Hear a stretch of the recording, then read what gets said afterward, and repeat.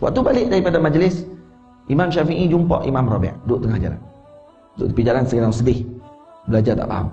Imam Syafi'i kata, Rabi', kamu faham tadi yang saya ajar tadi? Tak faham, Imam. Jom balik rumah. Balik rumah pula.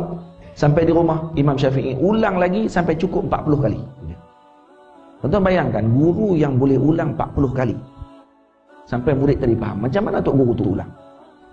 Dia akan bagi contoh lagi. Okey, kalau tak faham nah, okey. Ini berapa? Satu. Tengok. Kan dia guna cara lain lah. Ini berapa? Ini satu. Ni tambah dengan ni. Jadi berapa? Tak faham juga. Balik jawapan itu. Orang kita, kalau setakat 3 kali, dia boleh ulang lagi. Masuk 4 kali, dia tak tahu dah macam mana nak buat. Dan kan dia akan berdoa, ya Allah, bagilah dia cerdik, ya Allah.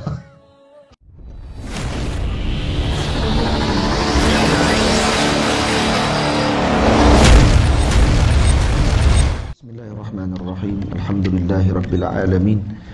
Wassalatu wassalamu ala ashrafil mursalin Sayyidina Muhammad ibn Abdullah Rasulil Amin wa ala alihi wa sahbihi ajma'in. Subhanaka la ilma lana illa ma 'allamtana innaka antal alimul hakim. Rabbi shrah li sadri wa yassir li amri wahlul 'uqdatam min lisani yafqahu qawli. Rabbi yassir wa la tu'assir bi tamim bi khair wa ba'd. Kata musannif rahimahullahu subhanahu wa ta'ala, wa nafa'ana bi'ulumihi wa ulumikum fid daraini amin. Kita masih dalam perbahasan kitab Ta'limul Muta'allim Tariqat Ta'allum pada muka surat yang ke-17. 17 kan? Betul. 17.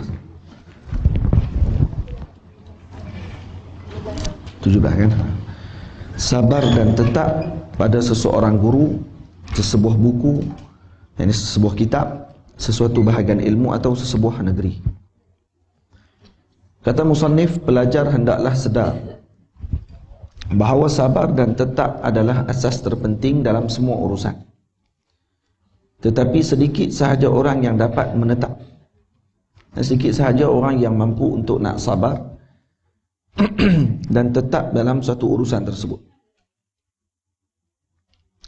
Seperti kata penyair, likullin ila sya'wil ula harakatun walakin azizun fir rijali sabatu.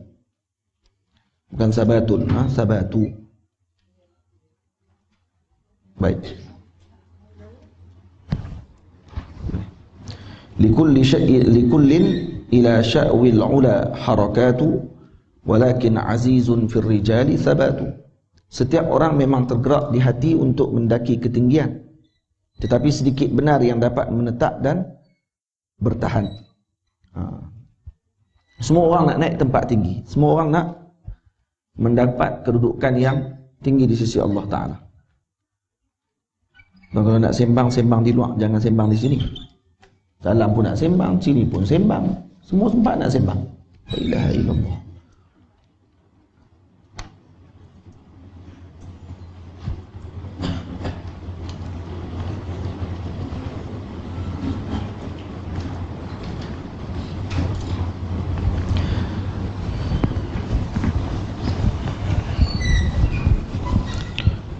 Kata orang, keberanian itu adalah sanggup bersabar sesaat.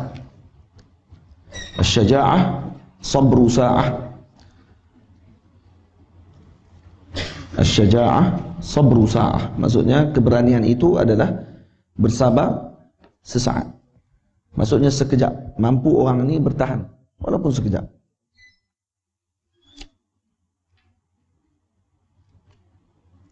Ada lagi yang sembang. Keberanian bukan bererti kekuatan tubuh badan, tetapi adalah kesanggupan untuk menanggung kesusahan dan penderitaan dalam sesaat. Penuntut hendaklah menetap dan bersabar pada seseorang guru dan sesebuah buku, kitab, sehingga dapat dihabiskannya dengan sempurna. Menetap dan bersabar pada sesuatu bahagian ilmu dengan tidak mempelajari yang lain sebelum disempurnakan yang pertama. Tuan-tuan, belajar kena bersedia. Kan? Belajar kena bersedia.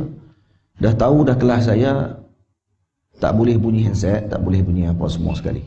Bunyi juga handset. Maksudnya kalau nak masuk sini kena sedia. Sedia tutup handset.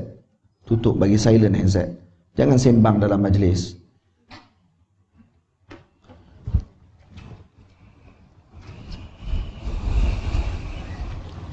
Baik. Penuntut hendaklah menetap dan bersabar pada seseorang guru dan sesebuah buku sehingga dapat dihabiskannya dengan sempurna. Menetap dan bersabar pada sesuatu bahagian ilmu dengan tidak mempelajari yang lain sebelum disempurnakan yang pertama. Menetap dan bersabar di sesebuah negeri tanpa berpindah ke negeri yang lain jika tiada keadaan yang memaksa. Kerana semua yang demikian itu, iaitu tidak menyempurnakan sebuah buku, tidak menyempurnakan pelajaran, sibuk dengan pelajaran yang lain, berpindah dari satu negeri ke satu negeri tanpa keadaan yang memaksa. Ini adalah sifat orang terdahulu ketika menuntut ilmu, kerana mereka berpindah dari negeri ke negeri. Cuma para ulama memberi perhatian kepada penuntut ilmu khususnya, dan walaupun perkara ni kemungkinan kita yang datang belajar macam di tempat sekarang ni, kemungkinan tidak ada lah orang panggil apa, keadaan seperti ini. Ini keadaan ni seperti pelajar-pelajar yang ada di pesantren, di pondok dan sebagainya. Nah, maksudnya jangan berpindah-pindah pondok pesantren. Jangan pergi ke satu tempat sebelum sempurna ilmu yang kita pelajari di tempat tersebut. Tempat yang kita duduk pada permulaan. Sebab tu disuruh untuk kita ni cek dulu. Suruh untuk kita nilai dulu ketika sampai di negeri tersebut. Selama 2 bulan duduk, tengok dulu keadaan, adakah kita boleh masuk ke tidak dengan guru tadi ataupun tidak. Adakah kita boleh belajar dengan dia, kita faham tak dia ajar dan sebagainya. Baru kita menetap dan tinggal duduk dengan guru tadi. Karena kalau kita berpindah-pindah, ini mengurangkan barakah dan menyebabkan guru tadi akan sakit hati dengan kita disebabkan sekejap kita ada, sekejap kita tak ada, begitu. Dan ini boleh menghancurkan urusan pembelajaran, menyibukkan hati. Tengok, menghilangkan waktu dan menyakiti hati guru. Menyakiti hati guru, dan kerana semua ini akan menyebabkan hilangnya barakah dalam menuntut ilmu. Baik. Yang seterusnya, bersabar dalam tuntutan diri dan dugaan. Penuntut hendaklah bersabar, menahan tuntutan diri dan hawa nafsunya. Kata seorang penyair, innal hawa lahuwal hawa. Innal hawa lahuwal hawanu bi'ainihi wa sari'u kulli hawa sari'u hawani. Innal hawa lahuwal hawanu bi'ainihi wa sari'u kulli hawa sari'u hawani. Sesungguhnya hawa nafsu itu adalah lamunan kehinaan itu sendiri, kerana hawa nafsu itu menjatuhkan tuannya di dalam kehinaan disebabkan menurut tuntutan hawa nafsu yang membawa kepada kehinaan. Dan orang yang dikalahkan oleh hawa nafsu adalah dikalahkan oleh kehinaan, kerana selepas itu ia akan menjadi orang yang hina. Itu maknanya. Innal hawa lahuwal hawanu bi'ainih. Maksudnya hawa nafsu itu adalah suatu yang rendah. Dan orang yang dikalahkan oleh hawa nafsu, maka dia telah dikalahkan dengan kerendahan. Itu maknanya. Penuntut hendaklah bersabar dalam sebarang percubaan dan dugaan. Ini waktu mengaji inilah macam-macam dugaan. Dugaan waktu kalau belajar menuntut ilmu lah. Kalau kita ni orang yang dah berumur, yang dah bekerja, datang menuntut ilmu ni, urusan lain pula. Ujian dia lain pula. Ujian dia dengan kemungkinan kerja kita sibuk dan sebagainya. Karena tu kata ulama, tafaqahu qabla an tasudu. Maksudnya sibukkan diri kamu dengan menuntut ilmu sebelum kamu menjadi pemimpin, sebelum kamu disibukkan dengan urusan yang lain. Kalau penuntut ilmu pula, waktu mula-mula datang belajar tu dah mula fikir nak menikah, nak kahwin, jumpa dengan orang dia berkenan dan sebagainya, dan orang tu pun berkenan juga dekat dia. Last sekali dua-dua tak mengaji. Maka mai jumpa dengan kita di Mesir, kata ustaz, macam mana ustaz mengaji walaupun ustaz dah kahwin? Saya kata jangan tengok waktu saya dah kahwin, tengok dulu saya kahwin bila. Saya kahwin umur berapa? Saya kahwin umur 26, saya kata. 26 baru saya kahwin. Ni umur 21 baru sampai dah nak kahwin dah. Saya kata bagi masa dulu 5 tahun, 6 tahun baru kahwin. Takut ustaz, takut lagi diambil orang. Susah lah macam tu. Lepas tu bila dia tanya macam tu kita kata, kita bagi tahu macam tu, kita kata boleh nak kahwin tak ada masalah, tapi dengan syarat kedua-dua kena belajar. kena pergi mengaji, kena rajin. Tapi orang perempuan tak sama dengan kita. Orang perempuan kalau tak kahwin lagi, insya-Allah semangat pergi belajar. Lepas dia kahwin, terus jadi tak semangat. Kau pernah tahu? Kecuali beberapa orang yang diberi rahmat oleh Allah Ta'ala.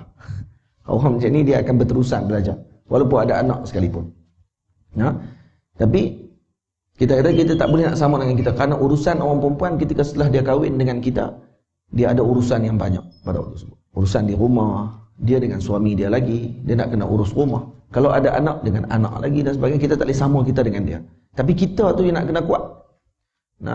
Dia kata baik Ustaz, insya-Allah. Lepas kahwin, hilang terus. Tak nampak muka dah lepas tu. Tak tahu pergi ke mana. Pergi ke mana Pak Long ni? Tak nak tengok, balik Malaysia dah. Dah balik Malaysia. Sebab apa? Oh, pening, duit tak ada, apa semua sekali, balik Malaysia. Sebelum ni boleh duduk. Sepatutnya penuntut ilmu tidak perlu fikir benda-benda yang macam tu. Maksudnya, kalau dah kahwin, sebenarnya kamu perlu lebih tawakal lagi selepas itu. Sebelum kamu kahwin, bukan main lagi kamu dengan tawakal kamu apa semua sekali, sembang darah kan. Lepas kahwin, habis tawakal habis semua sekali. Kan sebelum kahwin kan seorang saja, satu rezeki saja. Lepas kahwin, dua rezeki. Patutnya dia tidak perlu nak fikir lagi tentang masalah tersebut, kerana penuntut ilmu ni maqamnya tajrid. Maqam ahli tajrid. Tajrid ni makna dia tidak perlu dengan usaha yang lebih seperti maqam ahli asbab. Seperti orang yang ada sebab. Tapi bila dah kahwin, dia tergantung dengan dua. Sama ada dia maqam ahli asbab dan maqam ahli tajrid. Dia asbab disebabkan isteri dia. Kalau isteri dia bukan tajrid, maksudnya bukan ahli yang mana dia ni Allahumma salli ala sayyidina Muhammad, tidak perlu kepada usaha kerja dan sebagainya seperti orang lain. Ataupun isteri dia pada maqam asbab, maksudnya isteri dia memerlukan kepada sesuatu sebab yang perlu dia lihat depan mata, material tersebut, tapi dia di maqamnya tajrid. Maka dia perlu raikan isteri pada waktu tersebut. Dia kena mengikuti jalan isterinya. Tapi jangan tinggal jalan dia yang asal, yang sepatutnya dia menuntut ilmu agama Allah Ta'ala. Ini yang berlaku ketika penuntut ilmu tidak sabar dalam menuntut ilmu, tidak sabar ketika mana diberi ujian oleh Allah dalam menuntut ilmu, maka akhirnya dia akan kecundang di tengah jalan. Sebab tu hakikatnya ilmu ni adalah anugerah daripada Allah Subhanahu Wa Ta'ala. Anugerah daripada Allah. Sebab ada orang yang betul-betul nak belajar tapi tak diberi izin oleh Allah Ta'ala. Ada orang diberi dah izin oleh Allah Ta'ala tapi disia-siakan perkara tersebut.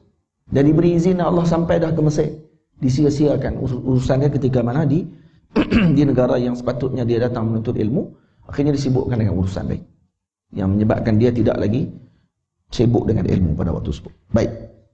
Penuntut hendaklah bersabar dalam sebarang percubaan dan dugaan. Ada orang berkata, khazanah cita-cita itu tersimpan di dalam banyak dugaan. Qazainu cita-cita qazainu al-muna, qazainul muna fi qanatiril mihan, kata ulama. Sebab tu saya kurang suka sikit kalau diterjemah semua benda tanpa diletakkan perkataan yang asal. Kerana antara kelebihan kitab ini, tuan-tuan, kitab Ta'limul Muta'allim ini, antara kitab ini dipanggil Kitabul Adab, dia panggil Kitabul Adab. Selain daripada adab dalam ilmu berkenaan dengan adab-adab menuntut ilmu, kitab ini juga kitab bahasa Arab yang sangat tinggi. Kerana itu saya tidak gemar kalau sebahagian penterjemah menterjemahkan semua benda tanpa meletakkan perkataan yang asal. Saya lebih suka kalau diletakkan kalimah asal kemudian diterjemahkan. Kan lebih baik kan? Jadi orang boleh baca sekali. Oh, ini rupanya perkataan dia. Qazainul muna fi qanat ma'a qanatiril adab, ma'a qanatiril mihan. Sebut tu kan cantik kalau disebut tu. Mana tahu ada orang nak hafal. Kalau ada orang-orang kita yang dia minat, ada ibu-ibu, bapa-bapa kita yang minat untuk nak hafal, maka dia boleh hafal. Tapi kalau ditulis macam ni terus dalam bahasa Melayu, terjemahan mungkin salah, mungkin betul. Dan kalau orang yang reti bahasa Arab, dia tahu kata, oh terjemahan ni tak betul sebenarnya. Mungkin jadi gitu kan. Baik. Khazanah cita-cita itu tersimpan di dalam banyaknya dugaan. Yang ini sesiapa yang ingin mencapai cita-citanya, hendaklah bersabar dalam menghadapi apa jua dugaan. Telah dibaca kepadaku sepotong syair yang dikatakan kepunyaan Sayyidina Ali bin Abi Talib radhiyallahu ta'ala anhu wa alaihi salam, yang Allah memuliakan mukanya, yani karamallahu wajhah. Maksud yang Allah muliakan wajahnya tadi ni, karamallahu wajhah. Ada orang kata karamallahu wajhah ni Syiah yang sebut, tak betul. Ada pula. Semua kalau sebut tentang Sayyidina Ali je Syiah semua. Letih lah kita. Bagi ke Syiah semua, bagi ke kita sama. Dia duk bagi ke Syiah. Sebut ni sikit Syiah. Sebut ni Syiah. Asal nama Sayyidina Husain, Sayyidina Hasan ya Syiah. Tak betul macam tu. Lagi baik daripada bubuh nama pelik-pelik yang ada ni. Siti Almira Alza. Elok. Nama kereta semua. Saya tengok tuan-tuan ada satu web ni, ada satu dalam Facebook ni depa duk sebar. Ada petikan-petikan apa ni? Depa buat macam bukan apa dia, bagaimana? Macam poster kecil-kecil tu kan. Yang dia tulis nama-nama anak-anak dalam nama-nama indah dalam Islam, kemudian diletakkan makna. Wallahi, daripada awal saya baca sampai habis saya baca, saya tak pernah dengar dalam bahasa Arab nama-nama tu. Mana dia dapat perkataan tu, saya pun tak faham. Dari mana dia ambil, kita tak tahu. Ada sebahagiannya yang bahasanya nampak ke Arab-Arab sikit, tapi ditukar nak bagi jadi ke Barat-Barat sikit. Contohnya pemimpin. Dia bubuh nama anak tu Raisha.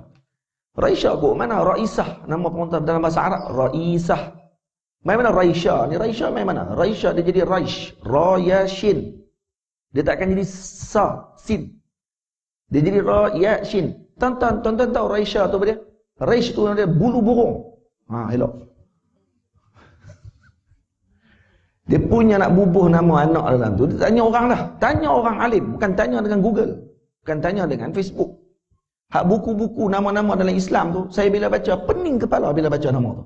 Tuan-tuan dah beli buku-buku nama-nama dalam Islam. Bukan itu yang dituntut untuk kita tanya. Bukan pergi buka buku, pergi ke pasar raya, beli buku-buku yang, buku-buku nama-nama indah dalam Islam. Buka-buka haram, tak tahu menatang apa terus. Dia terjemah apa pun tak tahu. Dan siapa yang terjemah buku tu? Siapa yang tulis dan bagi tahu nama-nama tersebut dalam buku tersebut? Berat tak? Raish tak boleh lah, kita boleh takdir lagi lah. Tapi kalau Rish, kalau buah nama dia Risha, lagi nampak macam cantik je. Punya bulu burung. Bulu burung yang berterbangan. Lepas tu anak keluar malam tak balik-balik kan? Bulu burung terbang mata. Kacau. Bubuh nama apa? Almira. Almira tu saya tak faham lagi. Mungkin kereta baru tu. Almira. Nissan Almira. Bubuh tu Almira, Nissan, drive. Apa ni? Crazy to drive dia. Pada lekat tu. Tanyalah dekat orang. Tanya dekat Tok Guru. Baru betul nama-nama ni. Kita tapi tak mau kalau Tok Guru, orang tanya kat Tok Guru, bubuh nama apa anak saya? Saya nak buat anak saya nama huruf A. Aisyah. Aisyah selalu banyak dah kan. Buat nama apa? Dia nak buat nama apa? Bubuh nama-nama ni hak yang terkenal di kalangan para sahabiah. Isteri-isteri Nabi SAW. Khadijah tak ada anak zaman dah nama Khadijah. Ada orang perempuan zaman dah nak buat anak dia nama Khadijah. Mana ada? Tak buat Khadijah. Kalau ada nama hak nampak barat sikit tapi nak mau sama dengan Khadijah juga. Dia akan buat yang tu. Nampak tak? Dia tak mau dah. Dia tak tahu nak anak dia jadi apa. Nama ini adalah akhlak. Nama ni adalah doa kepada anak tersebut. Kita bubuh tak tahu makna apa, hak kita nanti. Nampak tak? Saya untuk tanya, Ustaz, nama Ustaz makna apa pula? Nazrul. Makna dia apa Ustaz? Nazrul ni nun zai ra sebenarnya. Nazrul. Waw lam tadi ni sebenarnya ada alif lam di belakang tu. Alif lam dia ada orang panggil apa? Mudhafu ilaih. Tapi mudhafu ilaih dia dihazafkan. Maka diletak jadi nama seakan ajam. Jadi waw lam. Patutnya nun zai ra nazrun. Nazrun ni salah satu daripada nama datuk Nabi kita Muhammad sallallahu alaihi wasallam ataupun daripada perkataan nizar. Nizar, nazr. Makna dia apa dia? Azizun. Ini yang jarang-jarang dijumpai. Betul sungguh. Jarang-jarang dijumpai. Yang mana nazr maksudnya azizun. Aziz maksudnya hebat. Ada yang kedua makna dia jarang ditemui. Maksudnya aziz. Betul guru saya disebut nama kata mungkin nama kamu Nazr, nun zai. Zal bukan zai, zal. Nazrul. Nazr maksudnya Mungkin mak kamu, Syekh saya sebut kata ni, Syekh Amru Wardani. Dia kata mungkin Allah, mak kamu bernazarkan kamu ni untuk agama Allah Ta'ala. Yang ini nazrullah. Maksudnya dinazarkan kamu untuk agama Allah Ta'ala. Boleh jadi takdir di belakang tadi. Ada makna. Dia kata saya nama ustaz, nama makna apa pula nama ustaz? Dan disunatkan, kalau nama tadi tidak ada makna, disunatkan kita tukar nama tersebut. Disunatkan, pergi ke jabatan pendaftaran, mungkin naik mahkamah pula dia untuk tukar nama kan. Naik mahkamah kan. Kena tukar nama. Kalau kata nama tu tidak elok, nama tu tidak ada makna. Kalau nama yang makna tidak elok, wajib tukar. Wajib. Kalau makna dia tidak elok, maksud tidak ada ihtimal lagi makna tersebut. Contoh nama Damia. Damia nama elok maknanya, tak ada masalah pun. Damia elok. Damia. Nah, Damia dalam bahasa Arab ada hamzah di belakang Damia. Elok nama Muhammad, tak ada masalah pun. Nah, dia bukan masalah nama tersebut makna dia dam, maksud bukan maksud dia apa ni orang panggil makna dia darah, tak. Itu makna lain, itu tulisan yang lain, tak betul. Nah, jadi apa ni yang betulnya nama tadi maknanya elok. Jadi kena tanya dulu. Saya tidak katakan semua tidak ada makna, tak. Saya tidak katakan macam tu, tapi kebanyakan daripada orang-orang kita ni dia gemar dengan benda-benda macam tu. Dia suka anak dia nama glamour. Tuan-tuan tahu siapa paling teruk sekali dengan nama anak kita yang glamour sangat tu? Cikgu. Cikgu paling teruk sekali. Ini adalah apa ni, luahan hati para guru. Ketika kita menyeronokkan diri kita meletak nama anak kita pelik-pelik macam-macam tu, cikgu paling teruk sekali. Sebab depa nak kena buat laporan tiap-tiap minggu, tiap-tiap tahun. Depa duk kena tulis nama anak kita ni. Pening depa duk tulis nama anak kita. Nama kau ni, nama macam ni, nama macam ni. Macam-macam. Bubuh nama anak ni senang. Israel. Lagi elok. Israel. Seorang bubuh nama anaknya Israel. Balik anak dia ketuk pintu. Assalamualaikum. Waalaikumsalam. Siapa tu? Israel, mak. Israel. Mak dia terlupa anak nama Israel. Takut dia dalam rumah. Israel nak cabut nyawa dia. Baru teringat Israel ni. Bila telefonnya naik keluar nama Israel. Israel, Masya Allah. Teringat mati dia pada waktu tersebut. Jadi ibunya selalu mengingati mati anak-anak nama Israel. Nah, bubuh nama bagi elok-elok. Nah, makna bagi elok-elok. Jibril. Jibril makna dia Abdullah. Makna dia Jibril. Itu bahasa Hebrew, bahasa Yahudi. Nah, dalam bahasa Hebrew makna Jibra maksudnya abdun. Sebahagian mengatakan Jibra tadi, il tadi makna dia Allah. Il makna dia Allah. Israel ini Abdullah juga makna dia. Nah, Jibril maknanya Abdullah. Semuanya Abdullah, maknanya Abdullah. Makna yang bagus. Kalau buh nama anak tapi dia tak mau buh nama Jibril, dia buh nama Gabriel. Nampak. Orang putih lagi kan. Anak nama Ibrahim tak mau buat Ibrahim, Abraham. Anak nama Adam tak panggil Adam, Adam. Bang, dah ini putih kan. Dia nak panggil macam orang putih jugalah. Boy. Tapi tak apalah, makna kenalah, tak nak masalah apa. Tapi dia tak panggil anak dia Adam. Adam tak? Tak. Adam. Mak tu muka macam dengan gelak-gelak macam gambar mak, kan? Pak tu kasih ganda pun. Panggil aku Adam, macam mana Adam Sandler kan, macam pelakon Mat Salehat pelawak tu. Hai. Saya kadang-kadang orang Melayu kita ni dia lebih-lebih. Contoh cuba tengok orang Arab. Arab nama dia paling pendek. Semua nama Mustafa. Lagi Hamadah. Nama pendek-pendek tu. Arab Mesir cukup marah nama banyak-banyak. Dia tahu dah orang Melayu nama paling banyak. Kalau tanya kat kami, nama siapa? Saya kata Muhammad. La. Semoga murakab. Nama hang mesti ada sambungan selepas tu. Hang kena habaq nama hang lepas tu. Jangan habaq Muhammad saja.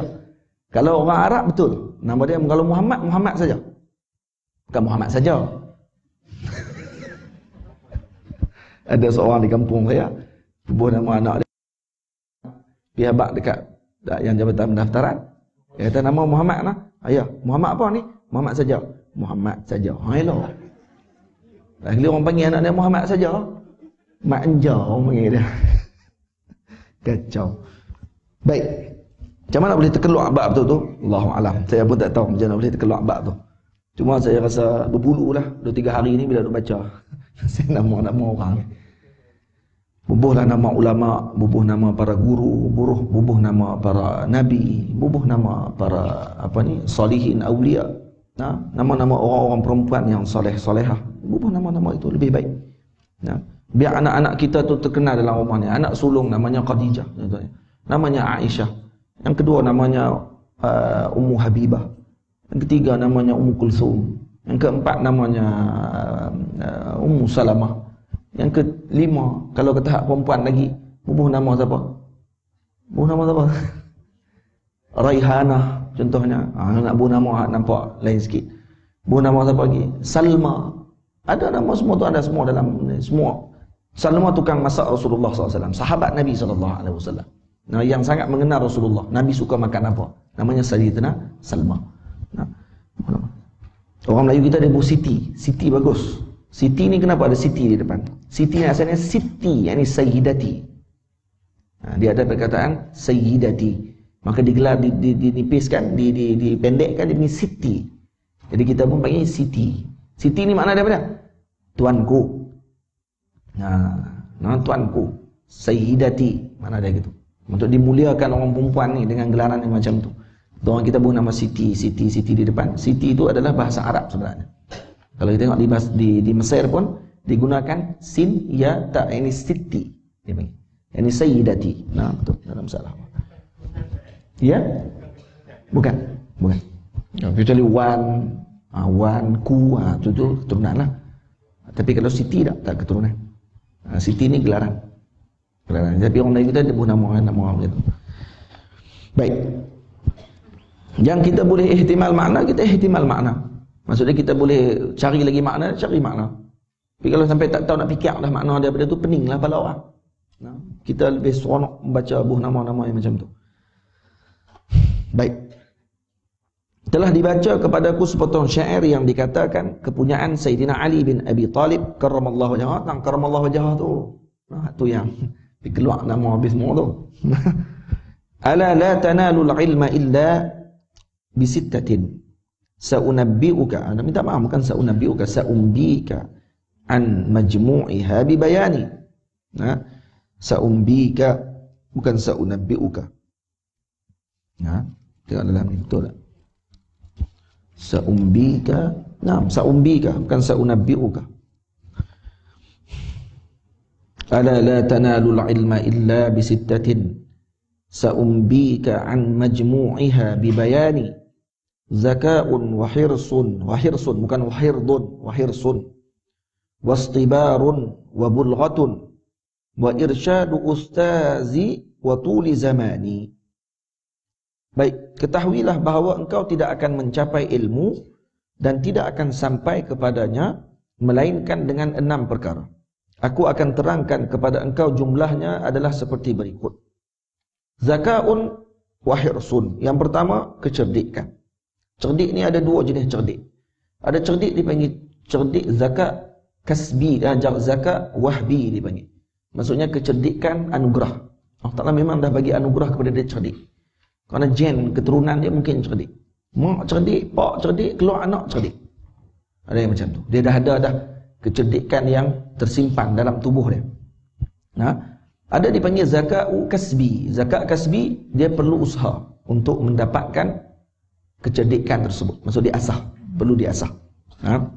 Hakikat akal semua dah ada akal. Kanak-kanak sejak daripada ketika ditiupkan roh telah mempunyai akal. Nah, ingat, orang tu ketika minta maaf, kanak-kanak ini minta maaf, ketika dilahirkan maka dia sudah berakal. Anak ketika telah dilahirkan maka dia telah berakal. Cuma akalnya tidak berkembang. Akalnya kecil lagi pada waktu tersebut. Nah, akalnya masih kecil. Jadi semakin meningkat dewasa, semakin bertambah dia punya akal dia. Ketika baligh, waktu ketika tersebut menunjukkan akalnya memulakan dengan tahap kematangan. Dah mula nak masuk kepada kematangan pada waktu tersebut. Sebab tu dia ditaklifkan pada waktu tersebut. Pada waktu tu dia mula diwajibkan dengan urusan kewajipan agama. Itu zakat. Lepas tu ada ulama, bukan semua yang lahir terus alim. Bukan semua yang lahir orang alim ni mesti cerdik semua, tak. Al-Imam Rabi' radhiyallahu taala anhu, salah seorang murid Imam Syafi'i, dikatakan beliau belajar dengan Imam Syafi'i radhiyallahu anhu. Ada kadang-kadang satu masalah yang terpaksa Imam Syafi'i mengulang 40 kali kepada beliau untuk difahamkan. Maksudnya lambatnya beliau faham masalah yang dibincangkan oleh Imam Syafi'i. Jadi, tapi sabarnya Imam Syafi'i dalam mendidik para murid beliau ni menyebabkan murid-murid beliau menjadi orang yang hebat pada zaman mereka. Imam Rabi' salah seorang mujtahid dalam mazhab Syafi'i, kan orang jalan-jalan, orang besar. Tapi dia pernah belajar dengan Imam Syafi'i, dia tak faham Imam Syafi'i mengajak tadi. Imam Syafi'i tanya dalam majlis, dia tetap tak faham juga. Imam Syafi'i ulang kali kedua, ditanya faham tak? Tak faham juga. Diulang kali ketiga, tanya faham tak faham? Tak faham juga. Akhirnya Imam Rabi' kata, saya malu. Setelah ditanya berkali-kali oleh Imam Syafi'i, saya tak faham-faham juga. Saya malu dan saya berundur perlahan-lahan ke belakang majlis dan saya keluar daripada majlis. Sebab saya malu dengan kawan-kawan yang lain. Karena disebabkan saya mungkin terlambat majlis. Disebabkan saya, mungkin orang lain akan jadi berasa kata, patutnya dah Imam Syafi'i mungkin akan pengajian akan pergi dah lagi laju. Tapi disebabkan kamu lambat pengajian, maka dia pun keluar slow-slow pergi daripada majlis Imam Syafi'i. Waktu balik daripada majlis, Imam Syafi'i jumpa Imam Rabi' duduk tengah jalan. Duduk tepi jalan sedang sedih, belajar tak faham. Imam Syafi'i kata, Rabi', kamu faham tadi yang saya ajar tadi? Tak faham, wahai Imam. Jom balik rumah. Balik rumah pula. Sampai di rumah, Imam Syafi'i ulang lagi sampai cukup 40 kali. Tuan-tuan bayangkan, guru yang boleh ulang 40 kali sampai murid tadi faham. Macam mana tok guru tu ulang? Kita kalau anak murid tanya kat kita nak syarah dekat dia, kali kedua boleh lagi. Kali kedua kita akan guna bahasa mudah kan? Bukan ulang balik tadi. Ulang balik tadi dia tak panggil mulang. Dia tak panggil memahamkan. Dia mengulangnya. 1 tambah 1 2. Faham? Tak faham. 1 tambah 1 2. Tu buat benda tak apa. Dia akan bagi contoh lagi. Okey, kalau tak faham nah. Okey. Ini berapa? 1. Tengok kan dia guna cara lain dah. Ini berapa? Ini 1. Ni tambah dengan ni. Jadi berapa? Tak faham juga. Mampu. Baling jawapan itu. Orang kita kalau setakat 3 kali dia boleh ulang lagi. Masuk 4 kali dia tak tahu dah macam mana nak buat. Dan kan dia akan berdoa, ya Allah, bagilah dia cerdik ya Allah. Dia tak tahu nak buat macam mana. Imam Syafi'i boleh ulang 40 kali. Macam mana jalan pengajaran Imam Syafi'i? Metod yang dia gunakan untuk mengajar macam kita tak faham. Hebatnya beliau dalam mendidik. Nah, ini Imam Syafi'i radhiyallahu taala anhu. 40 kali. Saya jadi bila baca, yang pertama kita melihat kekaguman pada sabarnya Imam Syafi'i. Yang kedua, terfikir kita, apa metod yang dia gunakan untuk mengulang sampai 40 kali ini?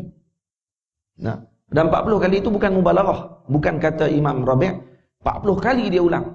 Macam kata, saya dah telefon kamu 400 kali dah. Padahal 4 kali ya telefon. Tak. Ini bukan mubalaghah. Ini betul. Diulang oleh beliau sampai 40 kali. Sehingga saya faham. Dan kata Imam Rabi', rahmat Allah Ta'ala kepada Imam Syafi'i. Kalau tidak kerana sabarnya beliau, saya tidak menjadi Rabi' yang sekarang. Imam Rabi' ashabul wujuh. Salah seorang mujtahid besar dalam mazhab Syafi'i. Nah, Imam Nawawi tak sampai peringkat dia. Imam Nawawi yang hebat tu, Imam Rafi'i yang hebat tu, tak sampai peringkat Imam Rabi'. Tingginya Imam Rabi' punya ilmu. Disebabkan sabarnya siapa? Sabarnya guru beliau Imam Syafi'i radhiyallahu taala anhu. Zakat. Maknanya Imam Syafi'i mungkin melihat kecerdikan pada Imam Rabi' ini ada, tapi tidak diasah dengan baik. Maka beliau yang mengasahnya sehingga murid ini menjadi betul-betul seorang alim besar pada zaman beliau. Wahirsun, yang kedua kena keinginan yang kuat, tamak dengan ilmu. Yang ketiga wastibarun. Istibar ini kesabaran yang sangat sabar. Sebab itu diguna istibar, tidak diguna wasabru. Tengok perkataan tak guna sabr, tapi diguna istibar. Istibar ni dengan maksud sad, ta tambah ta pula. Nah, kalau sad bara. Nah. Ini diguna istabara. Sad ta. Jadi makna kata ulama ziyadatul mabna tadullu ala ziyadatil ma'na. Yang ini bertambahnya wazan dalam kalimah bahasa Arab ini bermakna bertambahnya makna dalam kalimah tersebut. Ghalibnya begitu. Ghalibnya begitu. Tidak semua, ada sebahagian kalimah yang bertambah makna tapi dia lebih kurang daripada makna yang sebelumnya. Lepas tu saya sebut ghalib di belakang. Ghaliban. Wa bulghatun. Yang ketiga, bulghah, iaitu apa? Mempunyai kemampuan. Maksudnya keuangan yang cukup. Al-Imam Malik pernah menjual beranda rumahnya untuk beli kitab. Beranda rumah Imam Malik. Imam Malik buang dia punya batu-batu bata tu, dijual batu bata tadi untuk dibeli. Untuk dibeli apa ni, Allahumma salli ala sayyidina Muhammad, barang-barang kitab di rumah beliau. Untuk beli kitab untuk beliau belajar. Ini. Sebahagian imam, saya terlupa nama imam apa, yang dia sering dimarah oleh mak dia. Sebab apa? Sebab banyak barang-barang rumah dia semua dia ambil habis pergi jual kat orang. Tapi saya tengok hilang pinggan mangkuk. Mak dia tak hilang pula. Ada seorang imam, saya terlupa imam mana. Dia curi habis semua barang-barang dalam rumah mak dia. Bukan curi barang kemah mak dia, curi barang-barang rumah. Curi pinggan, curi periuk, semua untuk jual. Nak buat apa? Beli kitab. Hanya semata-mata nak beli kitab. Keluarga miskin, tak ada apa. Nah, dia tengok orang dulu punya apa ni, keinginan, punya nafsu mereka terhadap kitab. Ada orang yang macam tu, dia ada satu kegilaan, tuan-tuan ni. Dia gila kitab, dia pergi. Dia cari dalam Google, dalam Google tulis penyakit gila ni macam-macam lah. Mania ni, maniak ni banyak macam-macam jenis. Tapi antara kegilaan, gila kutub, gila kitab. Saya terkena dah kegilaan tersebut, tuan-tuan ni. Tak sedap rupanya, tapi tak kena makan ubat lah. Hak ni tak ada kad merah. Nah, pi kedai kitab menjadi gila. Tu dia. Nampak? Lepas tu ada seorang imam, bila mana dia apa ni, membelek kitab, dia terlupa habis semua dalam rumah dia. Isteri dia sebut apa? Saya ni kalau kata suami saya ada 4 orang isteri, saya tak jealous lagi. Tapi masalah dia bukan 4 orang, beribu bini dia. Weh, mana dia nak bini dia beribu? Tu, masuk dalam tempat tu, tu semua bini dia. Kalau dia buka yang tu, aku pun dia tak nampak lah. Faham tak? Maksudnya kalau dia buka saja buku ni, kitab, dia buka, tak nampak dah bini dia kat depan. Mai tak pakai baju pun tak nampak. Mana punya gila dia dengan kitab. Ini ada orang macam tu. Antaranya guru saya, Syekh Ahmad Mamduh. Syekh Ahmad Mamduh kalau saya dalam maktabah, dia tak kenal saya kenal dia.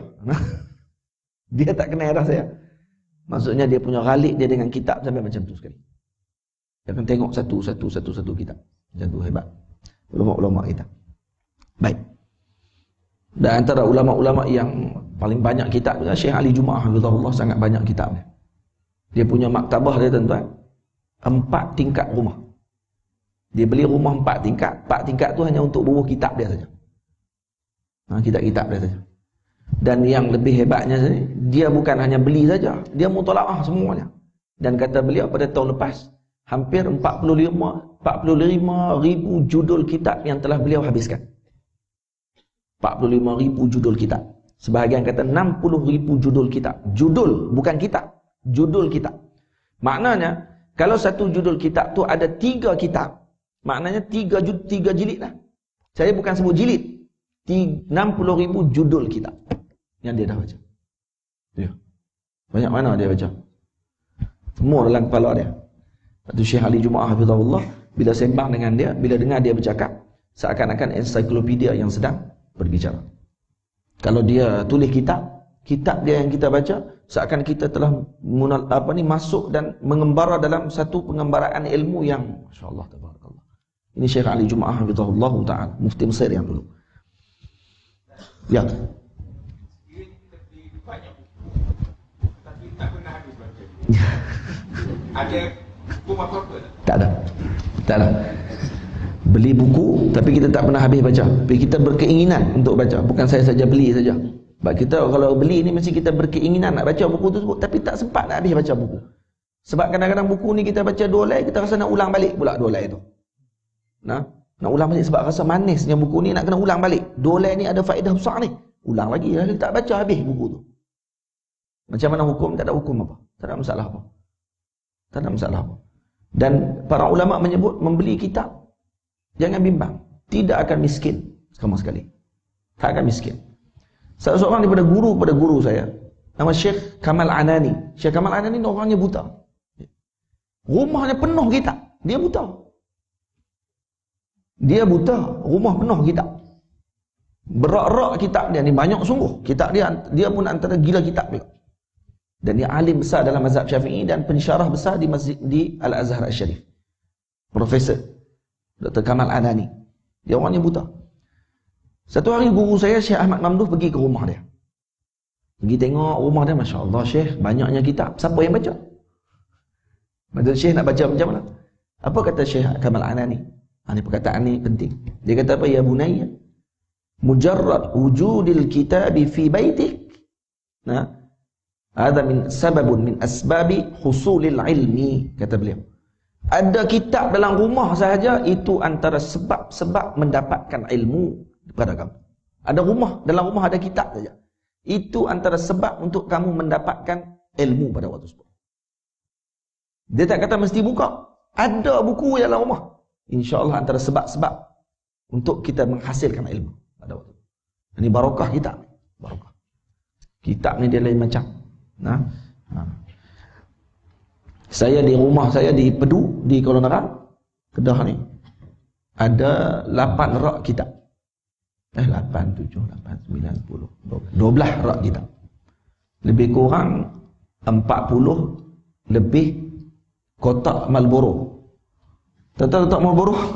Kotak Marlboro tinggi ni lebih kurang. Kotaknya tinggi ni penuh kitab tu, ada 40 kotak kitab. Maksudnya kalau tuan-tuan susun ni panjang sampai sana ni tinggi. Dia punya kotak tu kalau susun tu kitab tu ada di rumah saya. Di Mesir banyak tu juga. Tak bawa balik lagi tu. Hak dah bawa balik dah 12 rak. Hak tak bawa balik lagi di sana pun lebih kurang 12 rak juga. Hak tu kalau jatuh atas saya mati timpa kitab dalam rumah saya di Mesir. Gila kitab. Saya beli dulu duit tak banyak. Duit saya sikit sangat. Mak saya dulu bagi kat saya sebulan 300. 300 saya dapat setiap bulan. RM50 saya akan beli kitab. RM50 saya dah keluarkan untuk beli kitab. Yang lain untuk bayar sewa. Dan kadang-kadang 300 semua beli kitab. Lepas tu saya pun mengemis lah. Buat muka welfare. Lepas tu kawan-kawan bagi pinjam. Minggu depan, tahun depan, bulan depan bayar balik duit tu. Beli lagi kitab. Akhirnya penuh kitab. Saya banyak. Tak berdosa. Tak berdosa. Jangan bimbang.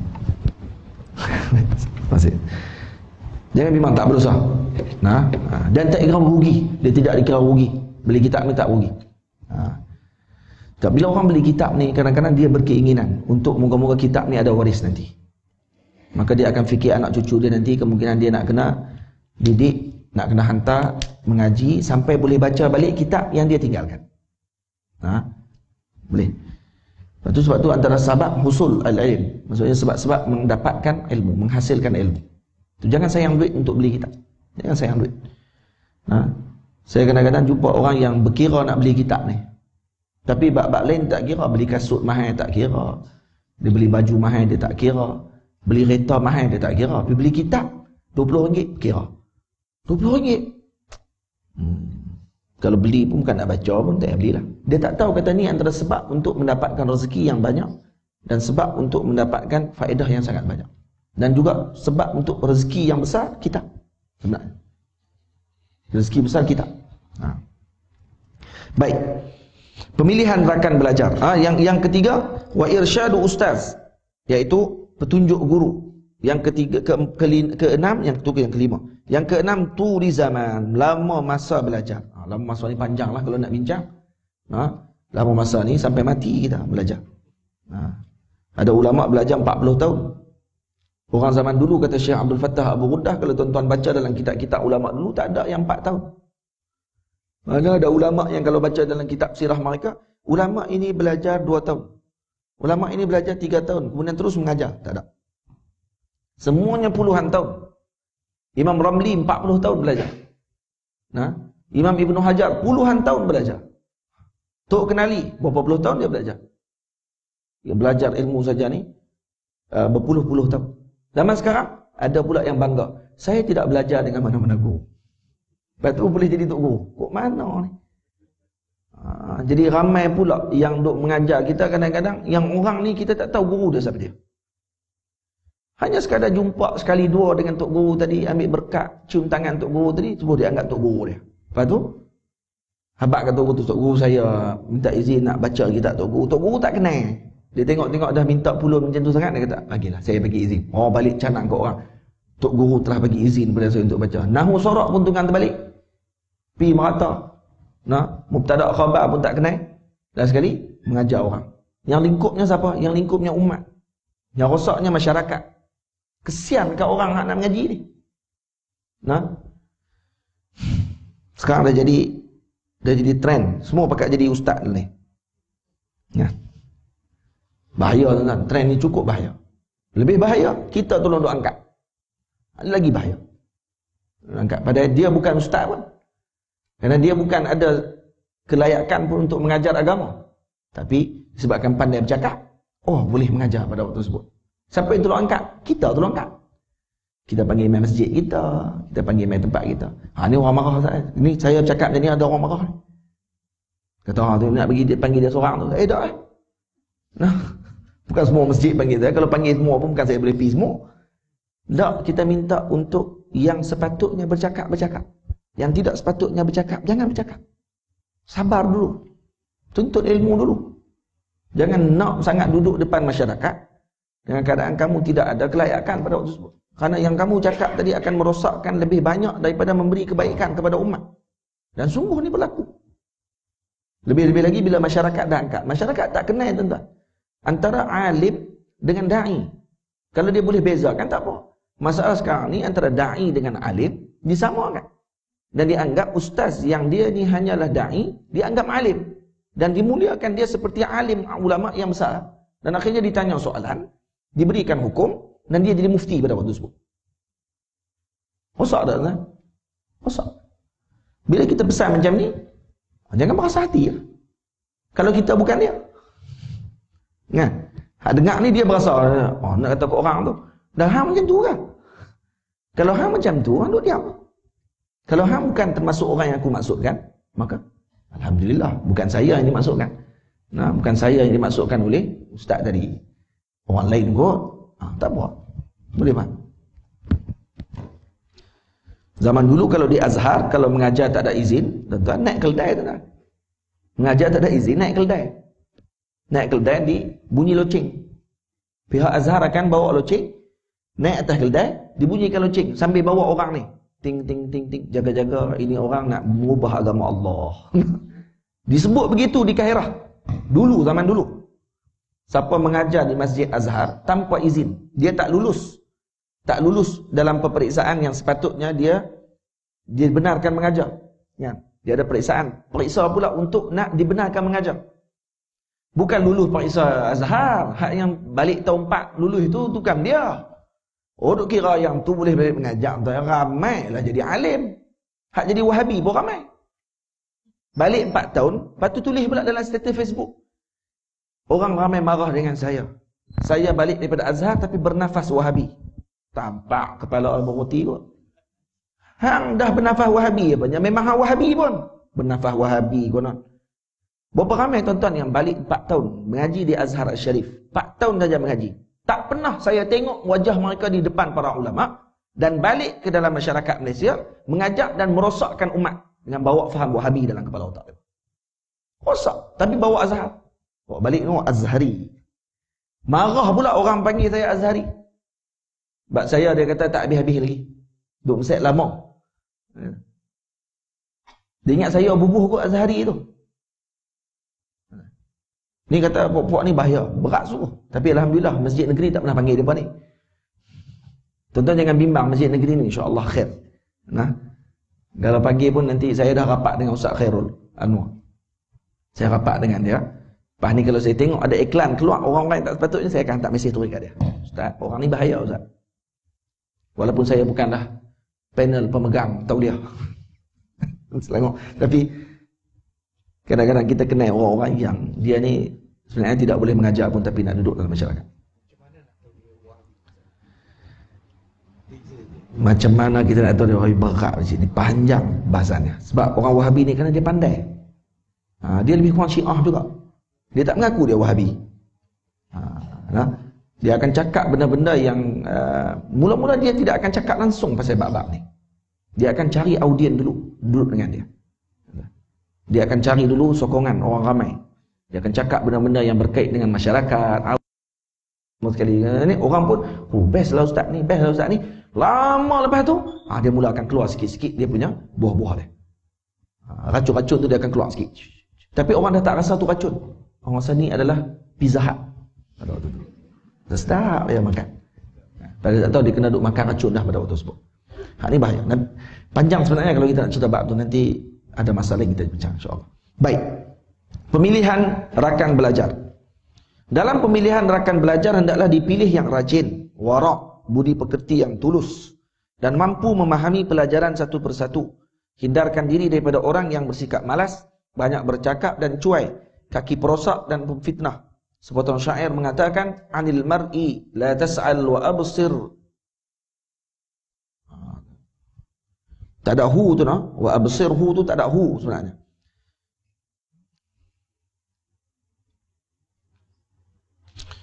Sebenarnya tuan, kalau kita mengaji dalam ilmu arud qafiyah, kita tahu tulisan ni tak betul. Kalau tuan belajar arud qafiyah ni ilmu wazan syair. Kalau baca ni tak kena. Anil mar'i la tas'al wa absir qarinatan. Salah. Tak sedap langsung baca. Maksudnya baris dia tak betul. Baris betul daripada anil mar'i la tasal. La tasal. Bukan la tas'al. La tasal. Wa absir qarinahu. Hu. Bukan ta tu. Wa absir qarinahu. Fa innal qarina bil muqarani yaqtadi. Fa in kana dha syarrin fajannibhu sur'atan. Wa in kana dha khairin faqarinhu tahtadi. Dia masalah juga ni, mungkin qad ni yang masalah ni. Qad dia ada yang sepatutnya didekatkan, dia pergi jauh. Jadi masalah sikit. Jadi anil mar'i la tasal wa absir qarinahu. Jangan engkau tanya tentang keadaan seseorang itu baik ataupun tidak. Lihatlah persahabatannya sehingga engkau tahu apa keadaannya. Fa innal qarina bil muqarani yaqtadi. Sebenarnya sahabat itu menurut jejak orang yang bersahabat dengannya. Kita tak payah tanya orang. Kita tak payah tanya tentang akhlak seseorang tersebut, tapi tengok dengan siapa dia berkawan. Kita nak pergi Minang seorang anak darah. Kita nak tengok siapa dia, tengok kawan dia dulu. Siapa dia kawan? Anak teruna ni mai pinang anak darah kita. Kita nak risik tengok siapa anak teruna ni. Kawan anak saya, dia kawan dengan siapa? Tengok kawan dengan siapa. Kalau kawan dengan geng rempit, takkan dia ni